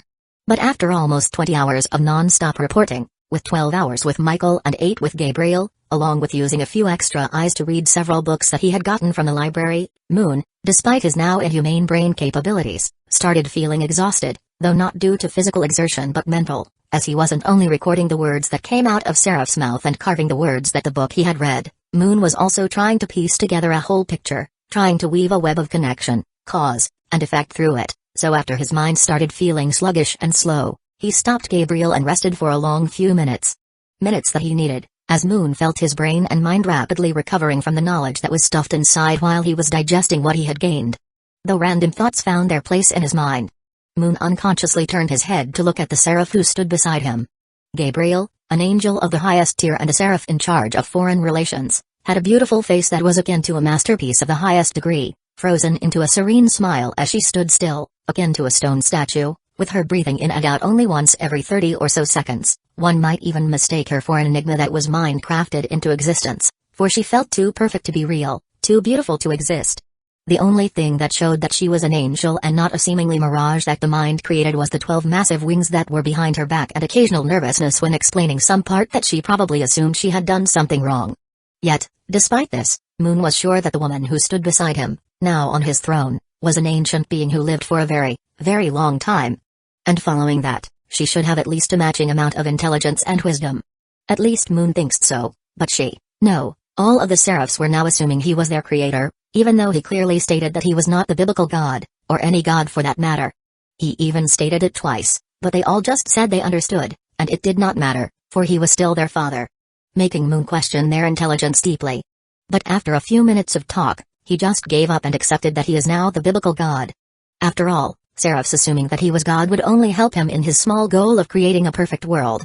A perfect world with no sin, no pain, with everything dyed in the colors of white and yellow, as everything is pure and perfect?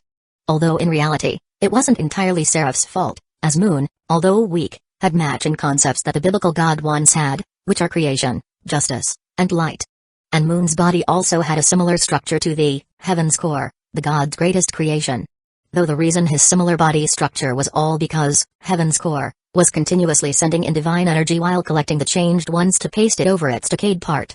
And because the divine energy had been inside heaven's core for centuries, it gained a few of heaven's core characteristics, which transferred to Moon during his critical evolution. His form should have been quite a bit different, and his power lower if heaven's core did not just do that. Though even if Moon knew, he wouldn't have minded much. After all, his power level is peak ultimate, instead of low ultimate after all. Though he would have been a bit annoyed if the reason that he had faces of some of the beings he devoured in his true form was also because of that. He still felt some of them screaming in pain beneath his skin. Though it was noticeably getting fewer and fewer. But Moon did not care. The divine energy that heaven's core had wasn't filtered enough, as it still had remnants of emotion and faith, and those emotions grabbed onto his form when he was evolving and prevented him from fully digesting the souls that were inside his body. As his body was forced to cleanse the emotions that came along with it. Gabriel. Moon said, calling out the name of the seraph who stood beside him. Gabriel, who heard his voice, turned to him with a question mark appearing on top of her head. Looking for the reason her father had called her. Let's continue. Moon said, answering Gabriel's question. Gabriel nodded with a soft smile as she walked a bit further and continued from where she left off, which is what happened to heaven in the 15th century, about 2 centuries after his supposed death. During that time, The relationship with other factions was at all times low, as heaven was mostly blamed for the Great War, as father, as you have, technically created all three factions. And the fallen angels and devils have been seen as a revolting branch of heaven to the other old supernatural factions because of their recent creation, so they heavily suppressed us. Gabriel explained, stopping at some parts to look at her father, though because he didn't have any expression or even skin for that matter, it was extremely difficult to gauge his mood or the face he was making, but nevertheless, she continued, though a bit nervous, as she was pretty sure that he was furious beyond reason, with only a paper-thin thing called patience being the only barrier. And during that time, we were almost finished purging all the spawns of that witch, Crimson Lily. The one who had a hand in your death. Gabriel gazed at her father closely as she told him the good news to see if he was happy that they had managed to finish off one of the main beings who had a hand in his almost death. But she couldn't see anything, so she continued with a bit of a slumped shoulder, not knowing if the good news was buried under the disappointment he probably felt towards them, specifically about the fact that they lost most of the authority and influence that they once had. But still, she would continue. After we finished off the last remnant of that witch's clan and family, the next 50 or so years we spent trying to protect what we had while also trying to restore the relationship that had worsened due to the sudden expansion we had before the Great War. She said, trying to soften the words that she was using. As she didn't want him to be angry. As the original relationship they had with other supernatural factions in ancient times had worsened or flipped into a hostility due to the rapid expansion that heaven had made just a few decades before the Great War. But during that time, they didn't care much. After all, they were the strongest faction in the world during that time. Not even counting the fact that they were still growing rapidly during that time, with all of the things that her father was creating. Namely, Heaven's core, sacred gears, and the divine kingdom of her father, Heaven. Still, she continued explaining, revealing the secrets that Heaven would normally guard with the highest priority without care. After all, why would she? And during the continuous report, her father would ask questions every few sentences to clarify some part or to confirm if the theory that he had created in his brain was true. And unsurprisingly, most of them hit right on the mark, just like how it should be. 9th hour, 10th hour, 11th hour. After 11 hours of continuous reports, Gabriel left. As she had revealed all that she could in the small time frame that she was given. And other unimportant events are recorded in the library. After that, it was Uriel, a seraph in charge of the military and combat aspect of Heaven. The report that he presented was at first slow, and each word was possibly thought out with great thinking, possibly trying to sound respectful but without making it sound awkward, akin to a brute and cold soldier trying to use normal speech, but he soon got the hang of it and started reporting like normal. Then it was Raphael, a seraph in charge of research, healing, and system maintenance.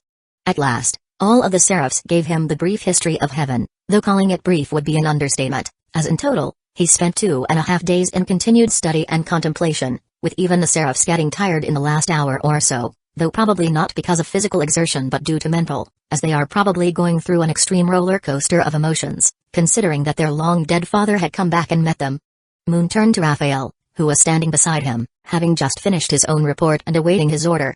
An order he shall give. Call all of the seraphs. Moon said, while turning the part that should have been his head to Raphael. Though there was no feature like a mouth, nose, ear, or even skin on it. Raphael bowed deeply in response to his command. Yes, father. These words came out, and he disappeared into a gentle light akin to a firefly. And just a few minutes after, all of the seraphs came and kneeled before him. Their 12 wings were in full display as they kneeled in absolute silence. Moon felt some sort of emotion stir inside his chest upon the sight. An emotion that seemed to touch just beneath the surface. So close and familiar, yet Moon forgot what that emotion was called or why it was throbbing in his chest in the first place, so he let it be. Michael, after a few seconds of silence, raised his head. Father, why have you called us?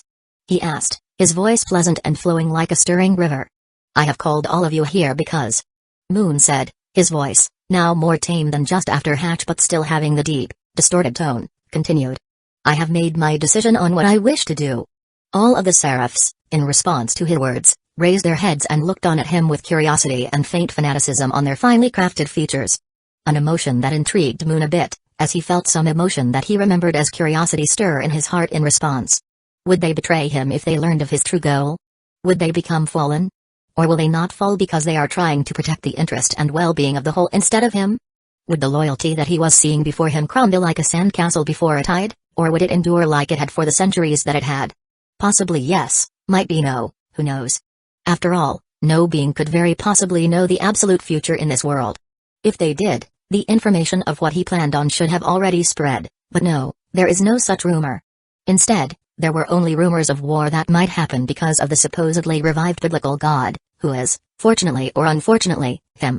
The mere whispers of his revival caused the supernatural world to turn grimmer and darker, with crimes and power struggles within factions increasing considerably in response. Though at least from what he heard. And in a few days he expects representatives or messengers of various factions to come to him to inquire what he plans to do and declare their allegiance or their desire to remain neutral, though unless they are mighty gods or paragons of races, they won't even go past the fifth heaven, much less meet him. Moon's mind, a lattice of churning void, returned to the now. The eyes dozens, scattered across his form like stars in a corpse-colored sky flared open with a distorted light. The fires of war shall burn again, he declared, but this time, it will be final. Moon declared, his voice impacting the very air surrounding him, distorting it as it screamed in agony and pain while seraphs looked on in some part calm acceptance yet still a bit of surprise. Even though they all expected this kind of response from their father. But the next words that were declared swept away any remnant of stability they had. Either my will extends its reach around the world, or I die trying. Their holy energy blaring uncontrollably as they looked on with wide eyes, their pulse beating madly and their pupils contracting without stopping. As they looked on. Though any lesser being might have missed the reveal that happened. But they, as the seraphs, knew it as clearly as day. Their father doesn't just want to cleanse the fallen and devils, he also wants to extend his reach to the whole wide world, with no living being, not even in the deepest reaches of the world, left untouched. As the only way for a god to extend their will around their world is for there to be none to oppose them. Michael opened his mouth to say something but stopped himself at the last second as he, just like the other seraphs, simultaneously stayed quiet. Waiting for him to finish. So, the Great War, no, Great Crusade, shall begin, though to devils and fallen first. He said, his voice calm yet pulsing with power. And that word seemed to relax them a bit as their rigid body just slightly loosened and their expression stopped being as stiff as before. As they realized that their father hadn't been blinded by rage to the point he would declare war upon the whole world. Michael. Moon said as he called out Michael's name, motioning him to pay extra attention and to also jolt all of the seraphs to awaken from their thoughts that rapidly spun in their minds. Weaving a web of cause and effect that most in their position would. Yes, father. Michael said. Bring me the souls of them all. Moon said he focused all the dozens of his eyes on Michael, their unblinking and indifferent gaze boring down on the frail shoulder of the feminine archangel. Inquisitors, Knights of the Cross, witch hunters, holy knights, all of them, do not leave a single one of them. Even those who were not worthy to be in heaven but yet too loyal to be discarded. Michael, with a confused expression, turned to his father, one of his eyebrows raised, and confusion adorned the feminine face of the archangel. Why, father, if I may know? To create you all, new brothers and sisters. Chapter 36. Wind blew fiercely on the vast sky of the sixth heaven as a being who, from a normal supernatural being's perspective, looked like a darting mirage that was quite possibly mind-crafted into existence, traveling at a speed that many mortals would assume to be the speed of light. Misinformation, Michael did not use that much speed. However, due to his exceptional strength and abilities, it appeared that way. And within a minute or two, he arrived at his destination, which is, Heaven's Core. There in the distance, a massive flying island, like a clockwork of wonder, spun lazily and calmly. An enigma or a natural wonder, a mortal might assume, and they aren't further from the truth if one considers gods as a force of nature. Within a few seconds, he came into the distance that he needed and landed with a soft thud. A thud that was barely audible to normal human ears, a disappointing landing, one might say, but Michael saw no need for flares and things like that in a mundane action such as going from one place to another.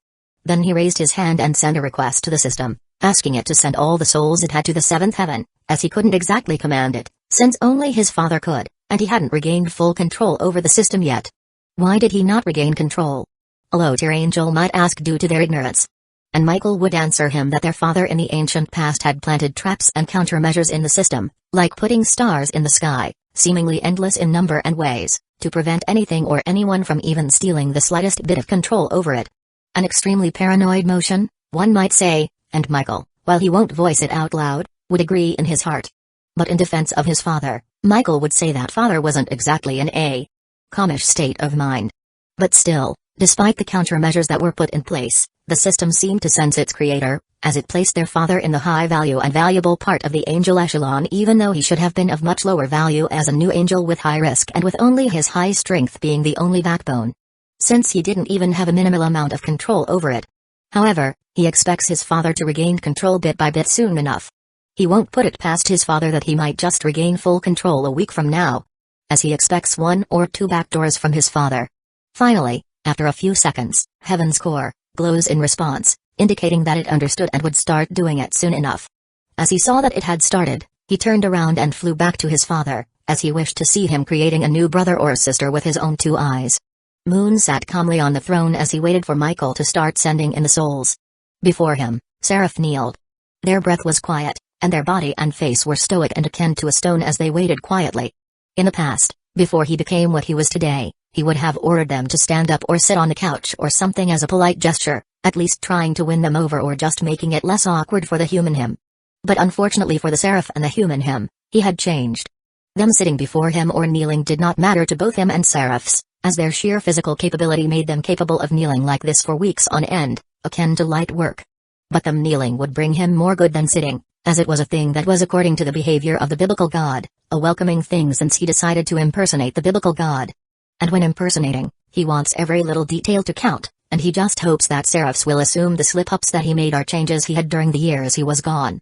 In other words, making them sit would move them emotionally a bit, but it might also plant a seed of doubt, though now that he thought about it, he wasn't even sure if they weren't even planted already considering their age and the wisdom that they should have accumulated. Though even if it is already there, it won't matter much, as long as those seeds haven't bloomed. As long as they hadn't, they would follow his orders to the very last letter without any defiance as if he was their father after all. Though unknown to him, due to their nature as an angel and how they generally view things, fortunately for Moon, there wasn't any seed of doubt in their heart. So, he just sat on the throne, his gaze boring down on the shoulders of his now subordinate Snow, his children, as he silently analyzed and inspected their bodies and their holy energy while he waited. Their body was immensely dense compared to what a normal being should be, yet they were also not heavy nor complexly crafted to accommodate their dense body. Their holy energy was fluid and mighty compared to the magical energy that Thunder Rabbit had. It was akin to comparing water vapor to ice, utterly incomparable in both quality and quantity. Even now, Moon felt that each of the Seraphs was capable of killing multiple of him without much trouble. Yet, as if in mockery of how this world works, they were kneeling before him in such a loyal and fanatic way. What a fascinating world we live in. Moon muttered in the absolute quietness of the world around him. And the Seraphs seemed to hear him as clear as day as he saw their eyes shift and their breath becoming slightly faster. Fortunately for the Seraphs, this hard way didn't last long as souls of beings start to appear beside Moon. Thousands upon thousands of glass orbs that had a gray, smoke-like thing in the center clink to the ground as they pile up around them. Moon, upon seeing the sight, extends his morbid and skinless hand and starts absorbing them. When absorbing, Moon notices a few slight differences, like the usual voice they made as they were absorbed, which was screaming, begging, or wailing, wasn't present. They didn't even make any sound, even when they were absorbed into his body and became one with him. So it continued. With one side, Moon absorbing the souls, and from the other, the Heaven's core, sending them to him continuously and in a constant stream. Moon's skinless body slowly enlarges as his already tall height of 2.5 meters increases little by little. And thankfully, the throne seemed to notice it and also grew larger in response to his bigger frame.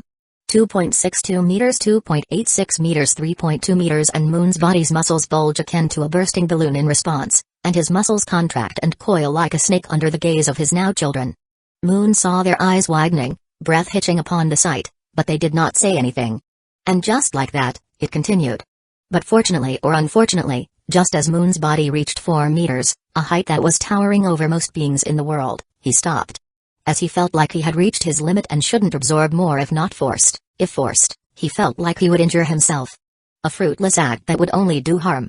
Then he extended his hand and tried to follow the faint instinct he now had to create an angel.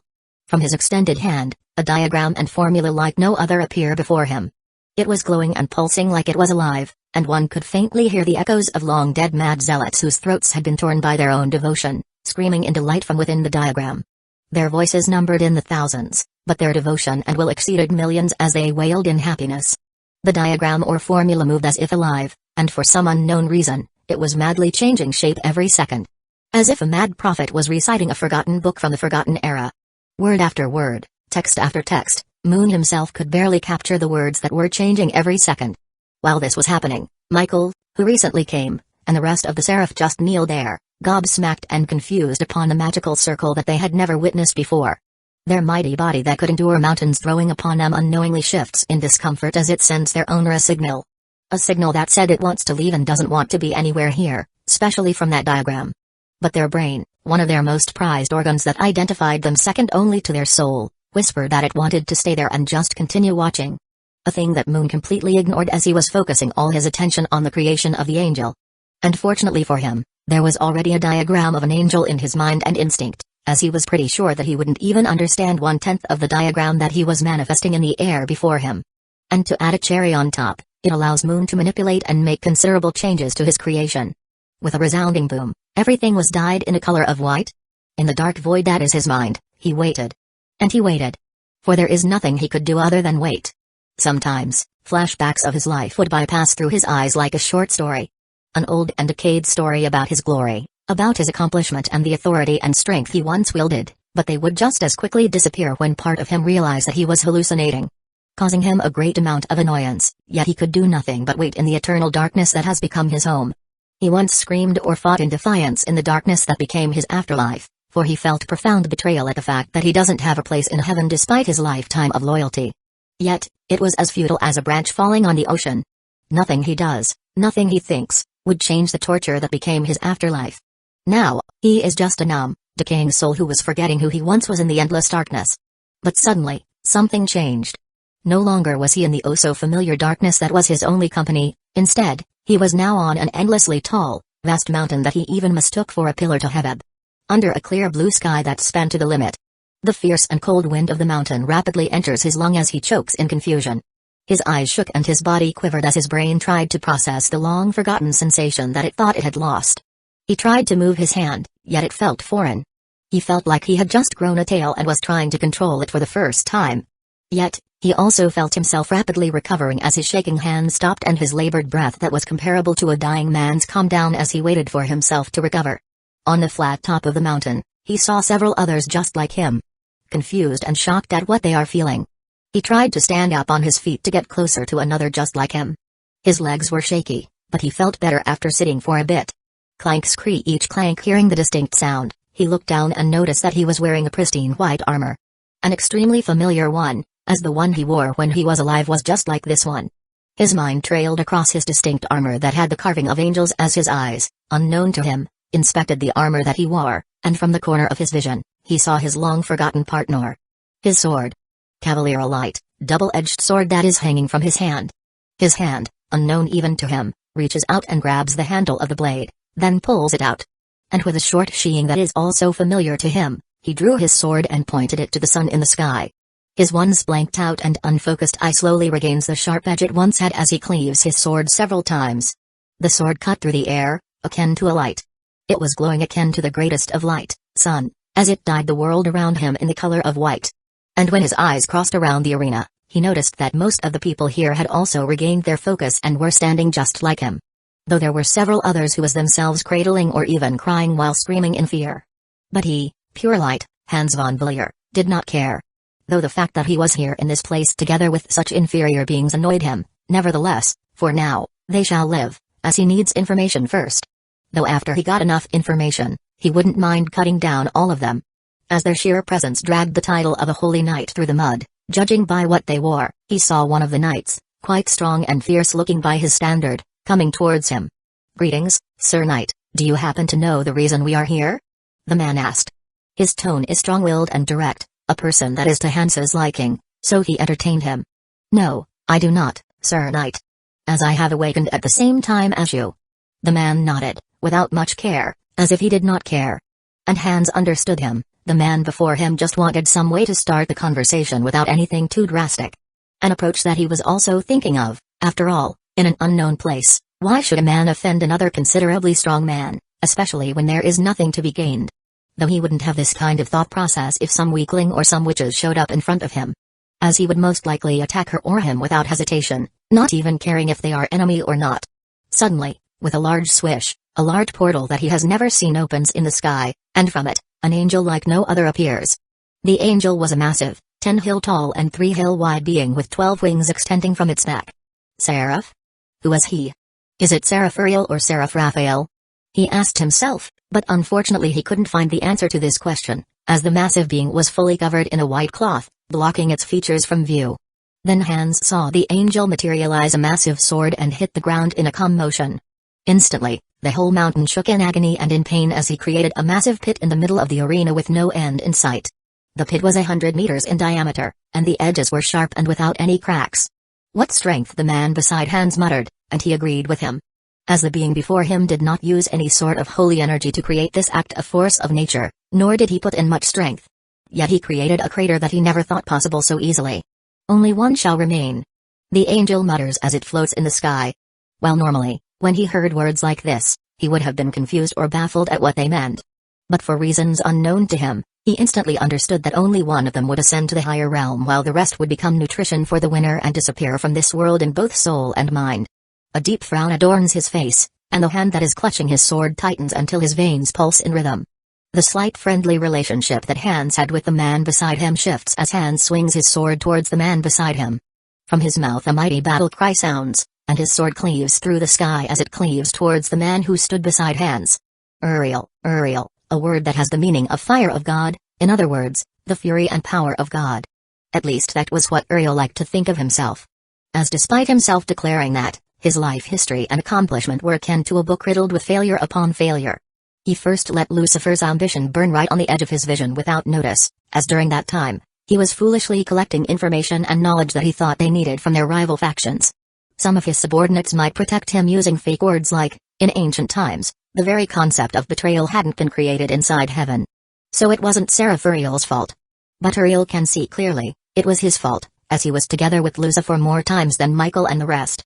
Then, he let humans kill one of his brothers and the only human child their father doted on heavily except for Adam and Eve. Jesus Christ! What an absolute failure he was, Uriel would silently think of himself. As he had the means and even a faint thought of helping Jesus just a year or two before his eventual demise at the hands of those filth. Yet he did not, for he was a failure. But the biggest failure that declared him a true failure was the fact that he let his father almost die. And to add insult to injury, he was just tens of kilometers away from him. But just like the failure he was, he let some devil stop him and slow him down enough that by the time he came to him, his father had already died. But no longer will he be the Uriel the failure. Uriel thought as he silently watched the diagrams that his father was weaving into existence. The diagram and formula that were used were beyond his knowledge, just like always, and how he was dissecting the souls and blending them was a work of art like no other. And the thing that even captivated all of the seraphs as he saw those souls combining and giving way to each other and all of them, using their free will, they were slicing apart the unneeded parts of themselves and converting them to enhance the better parts of themselves selflessly. It was an art like no other, at least according to his thinking, as he wasn't exactly that good with art and the creation aspect. But the looks that his brother and sister gave to their fathercraft are all he needed to confirm that it was. Were we created like this? A thought appears in Uriel's brain, but he squashes it the next second as the knowledge that was buried under centuries of knowledge surfaces and makes him remember how they were created. They were created just like the rest of his brothers and sister, weaved into existence by their father. Molded and took shape following their father's will. And the possible reason he is using the souls of other beings to create angels is probably because his current strength was insufficient. While Peak Ultimate would be a higher echelon in all factions in the world. But to the true top-tier beings in the world, they were nothing but just troublesome kids. Although he doesn't want to think about it, but he is sure he could defeat his father now. Then it was a blinding flash that caused even Uriel to narrow his eyes unconsciously. And when the blinding flash receded, he saw his new brother. The new brother of his was gigantic, with a height reaching 2.2 meters, just 30 centimeters shorter than their now father's height. His new brother stood at 2.2 meters, an imposing height that might have been impressive, but to Uriel, it felt more like a looming presence. Just 30 centimeters shorter than their father, yet Uriel couldn't help but feel something unnatural in the air around him. The pale gold skin of his brother seemed almost sickly, radiating an eerie glow, like the soft light of a dying star. His platinum white hair cascaded in unnatural waves, strands of gold flickering in the dim light as if they were alive. But it was his golden eyes that struck Uriel to his core, calm, precise, yet devoid of warmth. There was a sharpness in those eyes that spoke not of power alone, but of a fanatical conviction, a blood-tinged madness that lurked just beneath the surface. Uriel's gaze involuntarily lingered, and for a fleeting moment, a shiver crawled up his spine. It was an unhealthy obsession and unsettling devotion that almost made Uriel's heart skip. His brother's wings, a total of 8 pairs, extended behind him. They were delicate, intricate, almost fragile to the eye, a reminder of his ultimate class status. But even with that beauty, there was something wrong in the way they moved, as if they weren't entirely his to control. Uriel's instinct screamed that his brother wasn't simply strong for his tier. No, there was something more, something off, almost as if his power was twisted, unnatural. His brother wore deep-seated golden armor, the surface reflecting the light in jagged patterns. Beneath, a celestial robe clung to him with an unsettling elegance. The aura that surrounded him wasn't just one of strength, it was suffused with a dark loyalty, a madness so profound it made him question if even his loyalty was weaker than him. Moon unconsciously made a motion of exhale as he felt most of his holy energy disappear, and along with a few wisps of his soul, a pitiful amount that could be recovered within a week or two, yet the pain lingered, along with a phantom ache where the wisp had been only moments before. But the result was worth it as he saw his first creation, no, his second creation. He was a mid-ultimate angel with peak ultimate class strength. Why this high? A being might ask. It is because Moon had deleted any kind of limiter on the new creation of his and made it absolutely loyal to him as he put more souls and holy energy than needed. He even went further than he should, as he even removed his creation's capability to create any sort of emotional bond, as there was only room for loyalty to him. And the pitiful survival instinct that he still kept was weakened to the point that it was 1/4 of the loyalty it had of him. A paranoid creation that he made to prevent any sort of disobedience or defiance against his will. Though he expects some sort of trouble due to what he had done to him, as long as they are absolutely loyal to him, he doesn't care much about the trouble that it entails. Creator. The angel before him said as he kneeled. His eyes were eyeing Moon in a way that made Moon curious. He wanted to ask several questions, like how he feels about him and what he would do in this situation and that situation. But now is not the time, as currently he has other things to do, such as naming him and resting. Your name shall be Thamir, Blade of Judgment. And you would be leading an Inquisitor Legion named Judgment. Moon declared to the angel and also to the seraph. Already giving him a high position despite his recent birth, but still, with how he created it, he wasn't worried about betrayal. And the angel lowered his head in acceptance. Then Moon turned to the seraphs. His creation took more out of me than I expected, so I won't be creating any more. Moon said, while thinking inside his mind that he should not create any more ultimate class angels, or at least should create them every 2 or 3 weeks or so, as he wants to first fill in mid-range combat power before touching higher.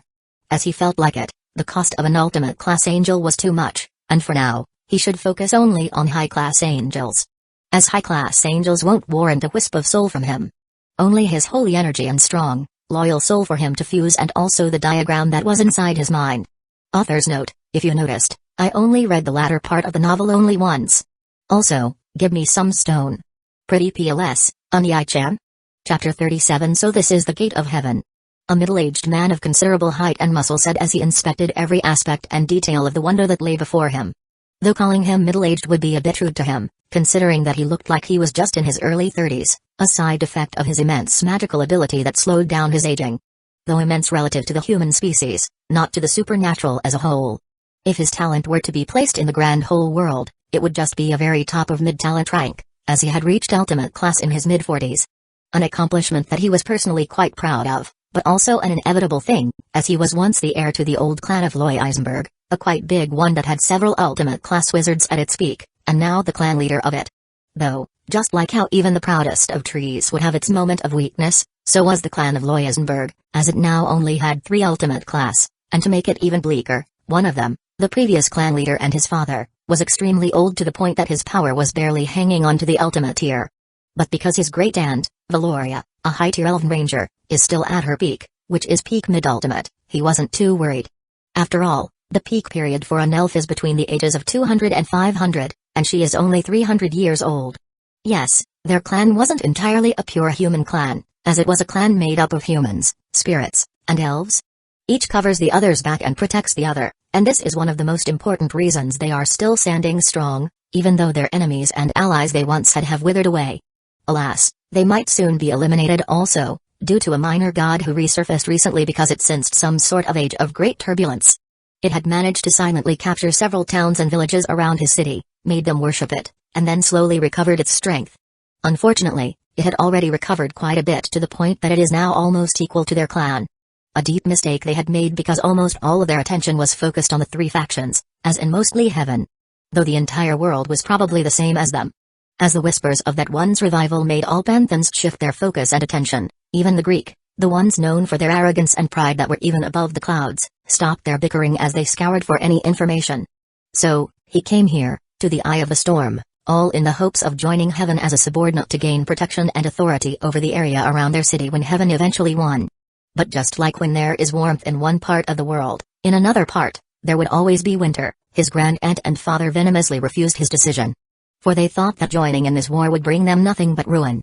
But he, Kamier Lois, was different, for he saw things from a different perspective. A perception that his grand-aunt and father refused to see due to their rigid view of the world. Heaven will win, that was something Kamier was certain of. For he had scoured and bought every piece of information from the Great War in recent years, initially due to mere interest, an insignificant hobby, he would say. But now, due to burning desire and some part greed, a thing that he knew and accepted. He learned of how the biblical God created the entire angel race and how he scavenged the world and used the mighty beasts and monsters' bodies to create sacred gears. Weapon and tool of immense potential and unfathomable destruction. From what he managed to scavenge from during that dark time, other races and quite a few factions considered heaven as the strongest faction, with their mighty seraphs and sacred gears, holy swords as weapons of immeasurable sharpness, millions of fanatics, and an ever-growing angel army as their impenetrable shield. They were considered the strongest, though Muslims followed close behind. Some factions disagreed with it, but most considered this the truth. And now that the biblical God is back, Kamier predicts that heaven will regain its peak strength once again. And during the surge of expansion that would follow after they won, he wants a piece of the pie, no, crumbs of the pie, so that their clan could grow to become a minor faction of their own. Representative of the clan of Loyenberg, enter. A calm voice of a high-class angel sounds through the gate as Kamier walks in, while the gate of heaven gently opens before him. And when he entered, he saw the paradise that Christians all dreamed of, for it was as beautiful as they all described. With milky white clouds that spanned endlessly to the limit, along with awe-inspiring towers that seemed to support the very clouds themselves, along with the expansive, vast evergreen field of grass and nature as angels went to and from, doing the work that was probably assigned to them with a laugh and excitement visible on their beautiful features. Father would soon make his entrance. He heard one of the angels say this, but because that very angel had gone past him so fast, he hadn't managed to capture the rest of the words. The yellow stone path glowed suddenly as it led him to a massive teleportation formation, which he followed soon after. The air smelled of light rain along with a faint smell of a budding flower, a flower that had just bloomed for the first time since its birth, making Kamier unconsciously relax his guard and enjoy the view that was presented to him. The walk wasn't very long, possibly because they don't want anyone wandering around too much. A pity, for he wanted to enjoy it a bit more. And when he stepped into the teleportation formation, it instantly activated and teleported him to another place. A place even deeper into heaven. Fourth heaven. When the light that was surrounding him ceased, he was greeted with a simple open banquet. There were already 3 or 4 people waiting around, minding their own little business. One is even meditating silently on the edge. So he, assuming that he would probably wait a bit before meeting any high-ranking angel, decided to sit on a chair beside an extremely beautiful woman with flowing hair that shifted through a spectrum of colors, who was alone and at a distance from the rest. But halfway through his path, he suddenly changed his path and sat on a chair beside him. While he would have liked to sit around her and converse with her to gauge her or relax around a bit. But the identity of her and the faction that she was representing made him stop that train of thought wholly. For she was a goddess who was waiting while silently sipping a wine. Specifically, the goddess of the rainbow, Iris, messenger of the Greek pantheon. And so, quite possibly following the example of previous people, he joined the silent atmosphere that was unintentionally caused by an extremely strong third party, a goddess, as 3 other representatives, quite possibly having the same feeling, sat in silence. Their back was straight and their head straight as they waited, while occasionally taking a bite out of the fruit and wine that was in front of them, while also constantly keeping their gaze straight to not give any wrong idea to the goddess.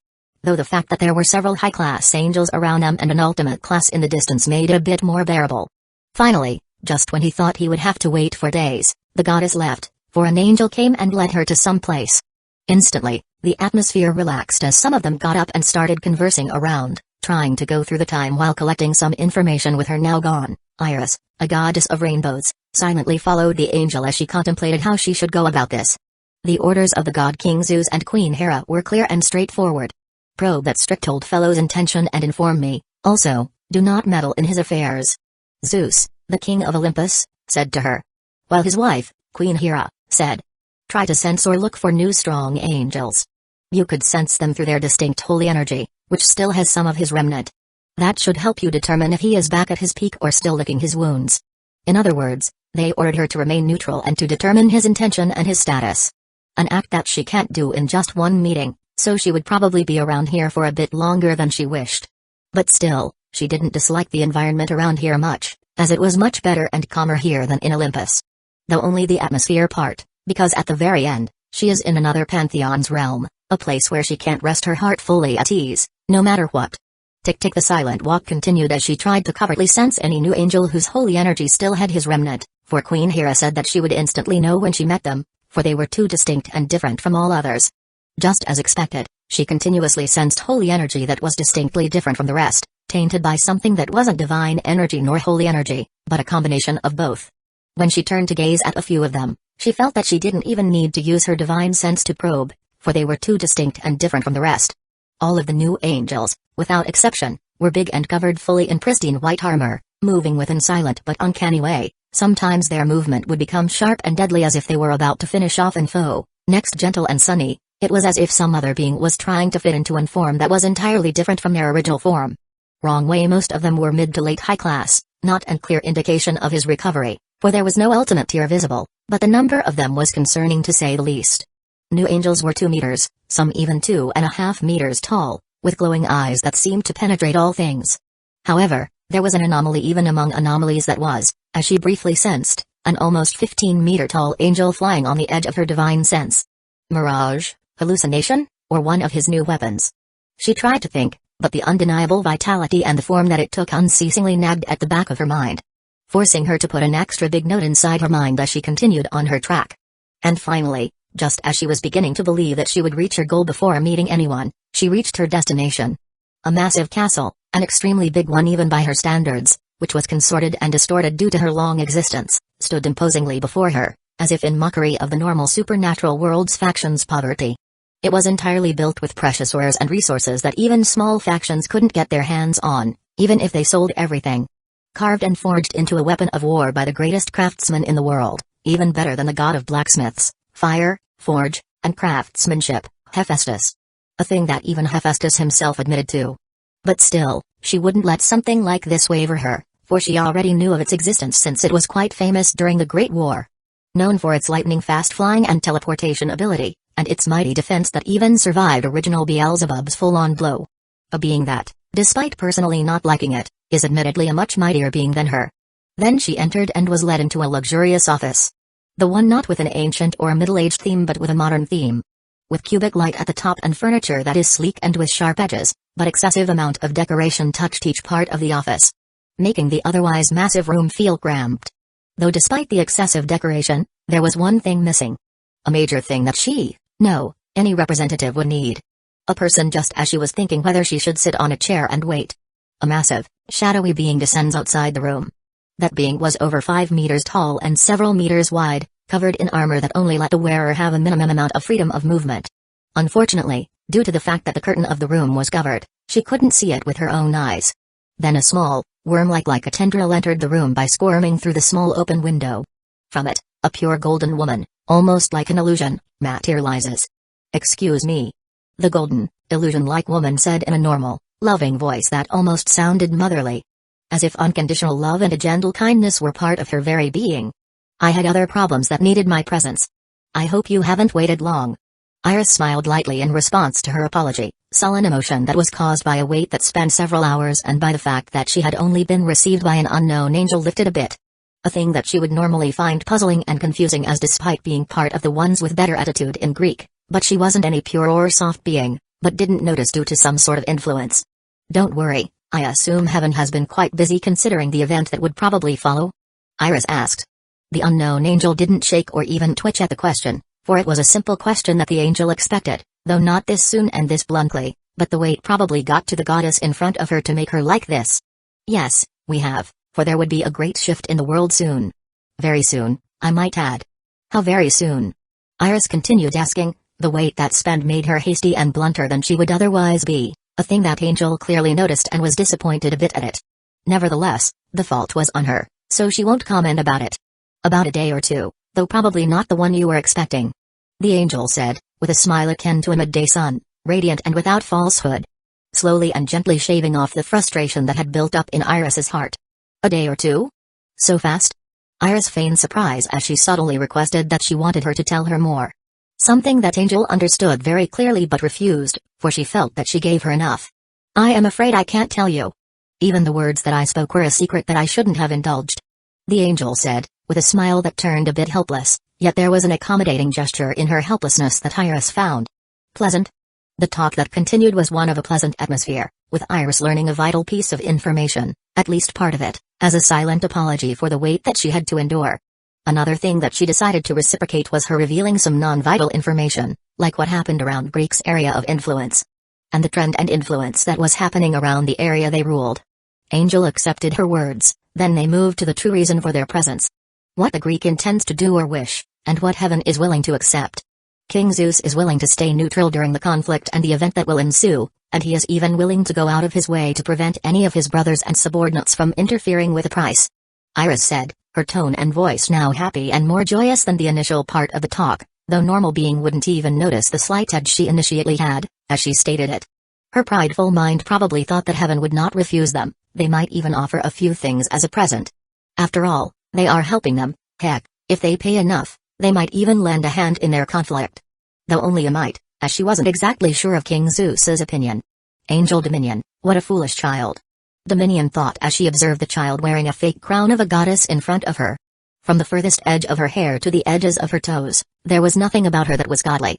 Not even the slightest bit. Her power, unworthy her potential and talent are weak, with no future for growth, not even the slightest bit, even by the brightest estimation. Her mind, a child's one with no grit nor will, and is easily volatile and has pride that someone of her stature shouldn't have. Truthfully, Dominion didn't make her wait this long because she was busy. No, she was curious and was using the excuse of assessing and evaluating to see what a being who called herself a goddess was like. To see what she was like, to see what she was capable of. And if she would be capable of unraveling the hint that the angel who received her gave. Which, by the fact that she waited vainly for several hours, failed.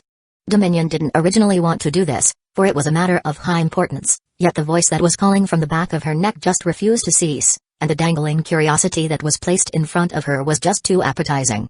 So she, after an hour of contemplation, decided to indulge her desires, though not before informing Thamur, her only true elder brother.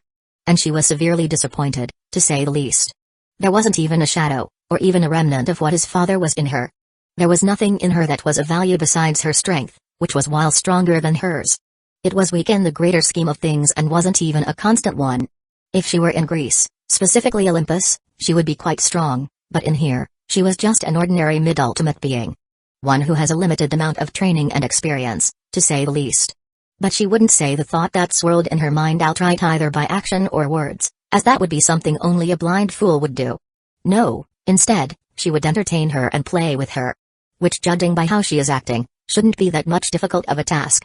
Chapter 38. What price are we talking about? Dominion asked, her voice akin to a gentle echo that was mind-crafted into existence yet reaching every corner of the room. An uncertain voice came out of the goddess's mouth. Looking a bit stumped and confused at how fast they transitioned to the talk of payment. But in the end, she wasn't a little girl, so just a second of confusion lingered before dissipating. I do not mean to be rude, but I don't think you have enough authority, she said, causing the somewhat pleasant atmosphere to come to a grinding halt. Yet, it wasn't because of Dominion's emotion, because she felt neither anger nor anger towards Cyrus for the words that she spoke, for she was above such petty emotions. Even if she wasn't, the information that she already had would have removed those emotions. She knew that the faction that woman belonged to, specifically Greek mythology, was a place where ignorance and stupidity infested the deepest root. One of the main gods of Olympus, Ares, god of war, is an ignorant and foolish brute who severely dislikes tactics and deception, to the point that despite his long existence, his strategic knowledge is akin to that of a mortal soldier. A major cause of his failures and humiliation that he endured throughout his whole life. Diomedes, a mortal man, severely wounded him due to his brutishness and carelessness. No gods take battle advice from him, for he would only say, attack harder and attack faster. If they fail, he would say they are too weak. Athena was better than him in every possible way except his strength, which was the only indication and the reason he is still one of the great gods. Though despite his failures, in the end, his love and passion for slaughter and ruin made him strong and mighty enough to stand up and fight for Olympus in times of need. On the other hand, Aphrodite, the goddess of love, lust, beauty, pleasure, passion, and procreation, was an utter waste of space according to Dominion's own personal opinion. She can't fight, she can't smith, And she can't even create a worthy battle creature that they could use despite her concepts. She can't gather intelligence or do any specific tasks decently, though by mortal standards, she would be capable, but by the supernatural world standards, specifically the highest tier supernatural standards? No, not even by a distant gust of wind. She only sleeps around like a harlot, tarnishing their faction's name further and further. According to Dominion-gathered intelligence, she knows that Aphrodite has slept with almost every race in the whole wide world, be it centaur, elf, orc, or even goblin. Dominion won't put it past her that the goddess probably slept with mindless animals. Thinking of sex fiends, Dominion couldn't forget Zeus, the male equivalent of Aphrodite, a man whose sexual urges easily bypass race limitations. As he even raped a considerable number of women in his animal form, sometimes a bull, sometimes even a swan. Dominion just couldn't understand how they could be so flawed. Nonetheless, Dominion thought as she focused her attention on Iris. Please, do not worry. For this association, I was granted a great amount of authority. Dominion said as she willed her real body, the one that was still outside, to flare her own holy energy. Instantly, the shadow of the creature who was still outside subtly shifts and grows the slightest bit bigger in the eyes of Iris. Boom! With a blowing of wind and flickering of lights, a peak ultimate tier being's energy reserve blows apart the curtain, barely concealing the creature that stood outside. The decoration that adorned the room shook, and some fell as Iris's hair blew in the wind that was created. Iris's eyes widened, and her mouth parted the slightest bit before closing again, possibly thinking that she had underestimated the angel that was in front of her, Dominion. And that the being who stood in front of her was not one to be underestimated. A false assumption, Dominion thinks.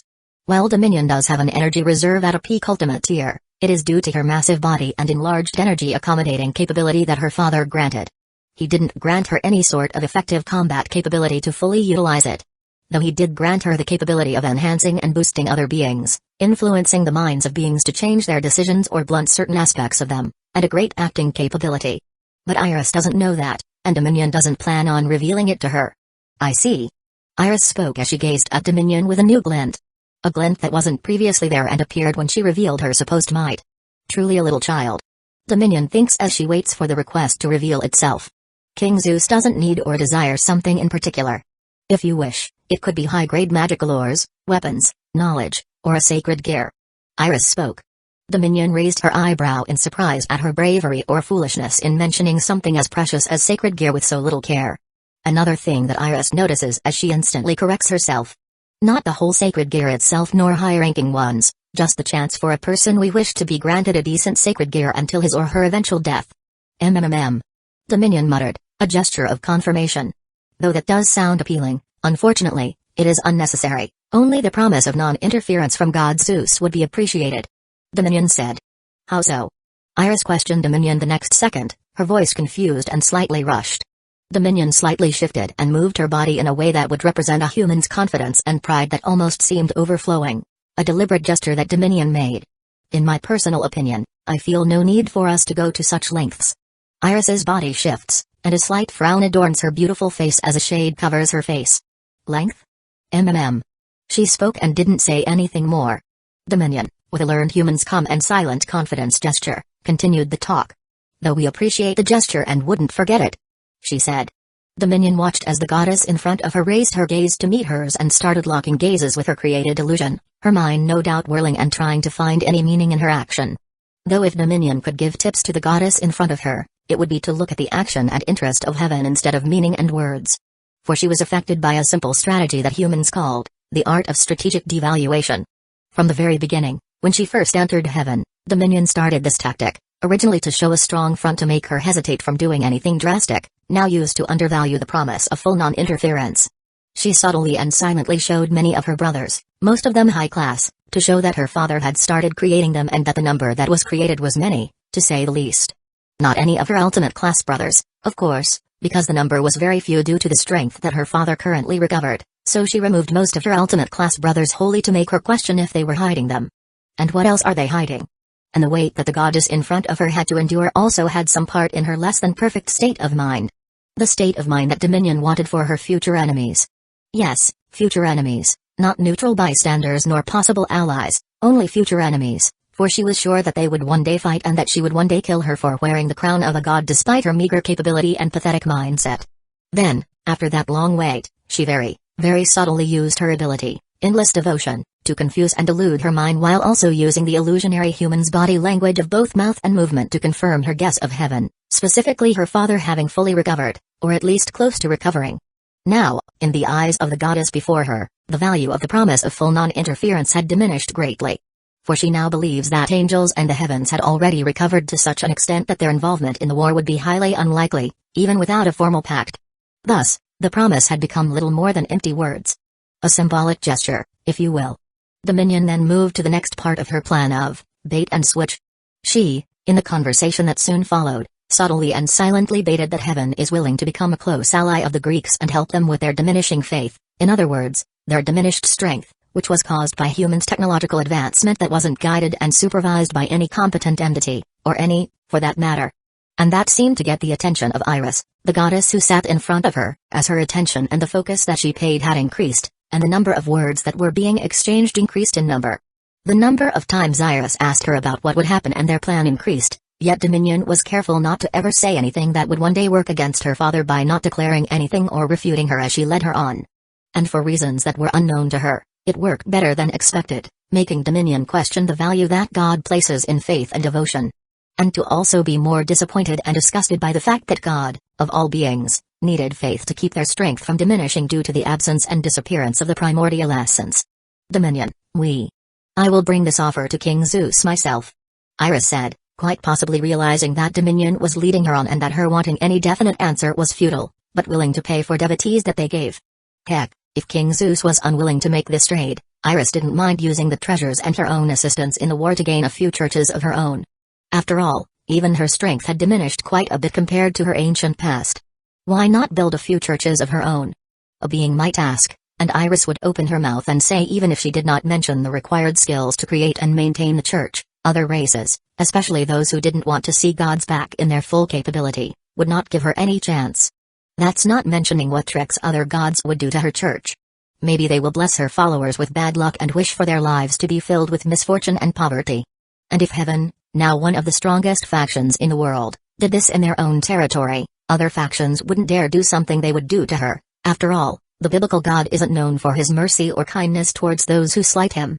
Even if some ignorant, foolish beings had attacked his church, his zealot devotees and angels would make sure that the beings who attacked, along with their families, would be buried and burned at the stake. If she remembers correctly, she knew he once said it in the ancient past. Only by the shedding of the sinner's blood shall the blasphemy they have wrought be cleansed. Author's note, the reason other races didn't attack the church of the biblical God while he was down is because he was deemed dead, and the existence of the church would not affect any god, so they let the hornet's nest that is the church of the biblical God be. After all, who would be willing to be stung and poisoned to death for no great reason?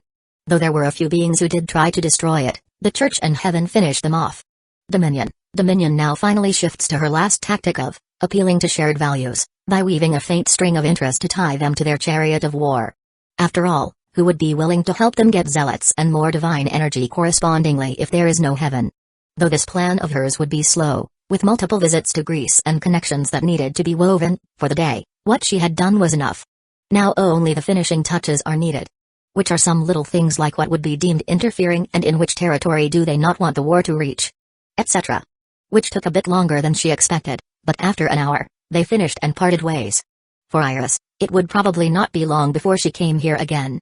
Until then, Dominion would be waiting. Patiently and calmly. After all, haste only makes waste, and Dominion didn't want anything to become waste. Thamur sat waiting.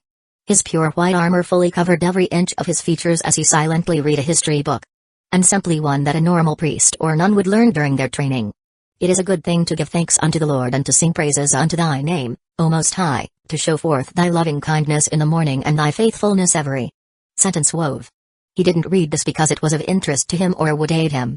Simply because he was trying to be more thorough in his first mission. A perfectionist part of him wanted to do every possible thing to decrease the chances of failure, no matter how small it was. Brother Thamur, everything is set. One of his brothers, a 2-meter-tall, peak high-class angel, spoke from beside him. Thamur closed the book that he was reading and got up from his chair. Chair groaned and let out a relieved hum in sync with his moment as it grew almost an inch after he parted. Then he silently got out of the house that he was in and looked at the humongous chapel in the distance. Yes, a chapel. For he wasn't here to cleanse the filth that was devils and falls that filled the world. No, he was here to cut off the tumor that grew from the church. an infested, rotting part that had gone unchecked for far too long. In other words, he is in the Vatican, Earth's representative of heaven. Several of his younger brothers, who are also in the ultimate tier, are scattered around each important region to oversee the development around the world, to make sure everything proceeds according to his will. And after they cleansed off each section, they would report to the commander of this mission, Uriel, the Flame of God. A mighty angel of colossal strength and equally monstrous capability, Thamur would admit, but for reasons unknown to him, he didn't want him to be the commander. For some small part of him saw himself as the only being worthy of kneeling under his creator's feet. But the other part of him, the one that was utterly loyal to his father and his cause, madly screamed and tore open those thoughts to smithereens until they were nothing but an afterthought. The humid air of the outside, along with the gentle wind that follows along, rustles his clothes and gently wraps around his neck as it blows. What a beautiful sight it once was. Thamur mutters as his mind wanders to the past when he was once a feeble human, meaninglessly gazing at this very location, gazing at the chapel for hours on end, and then wandering through the land thereafter, seeking witches to hunt down and burn at the stake. No, he wouldn't call it an utterly meaningless action, far from it. The action he had done and the thing he had done as a human, no, as humans, had helped his father and made heaven a bit better than it would have been without him. It's just that it was an ineffective effort, an effort that, no matter how many times he had done it, would have brought nothing, nor helped his father, nor relieved him of the torment he had to endure for centuries. When he was a human, he should have been scouring the land, looking for any signs or traces of him. But Thamur shook his head as he waved off the fog of confusion that once again visited his mind. Things like this had happened quite frequently after his birth, but now, they had considerably reduced in number. And he expects it to disappear in a few months. Thamur raised his hand and shot a massive golden fireball towards the sky as he commanded his brothers to begin the purge. Yes, a purge, not an assault nor an attack, a pure purge. Because there is nothing that could even raise their weapon against them in this city. For his father had already captured several key targets, the ones that the church would severely suffer without, and reinforced their loyalty. Silently and covertly. Though through it all, he saw two seraphim, specifically Gabriel and Raphael, wearing an emotion that is almost borderline heresy on their faces. A fact that he remembered deeply in his heart,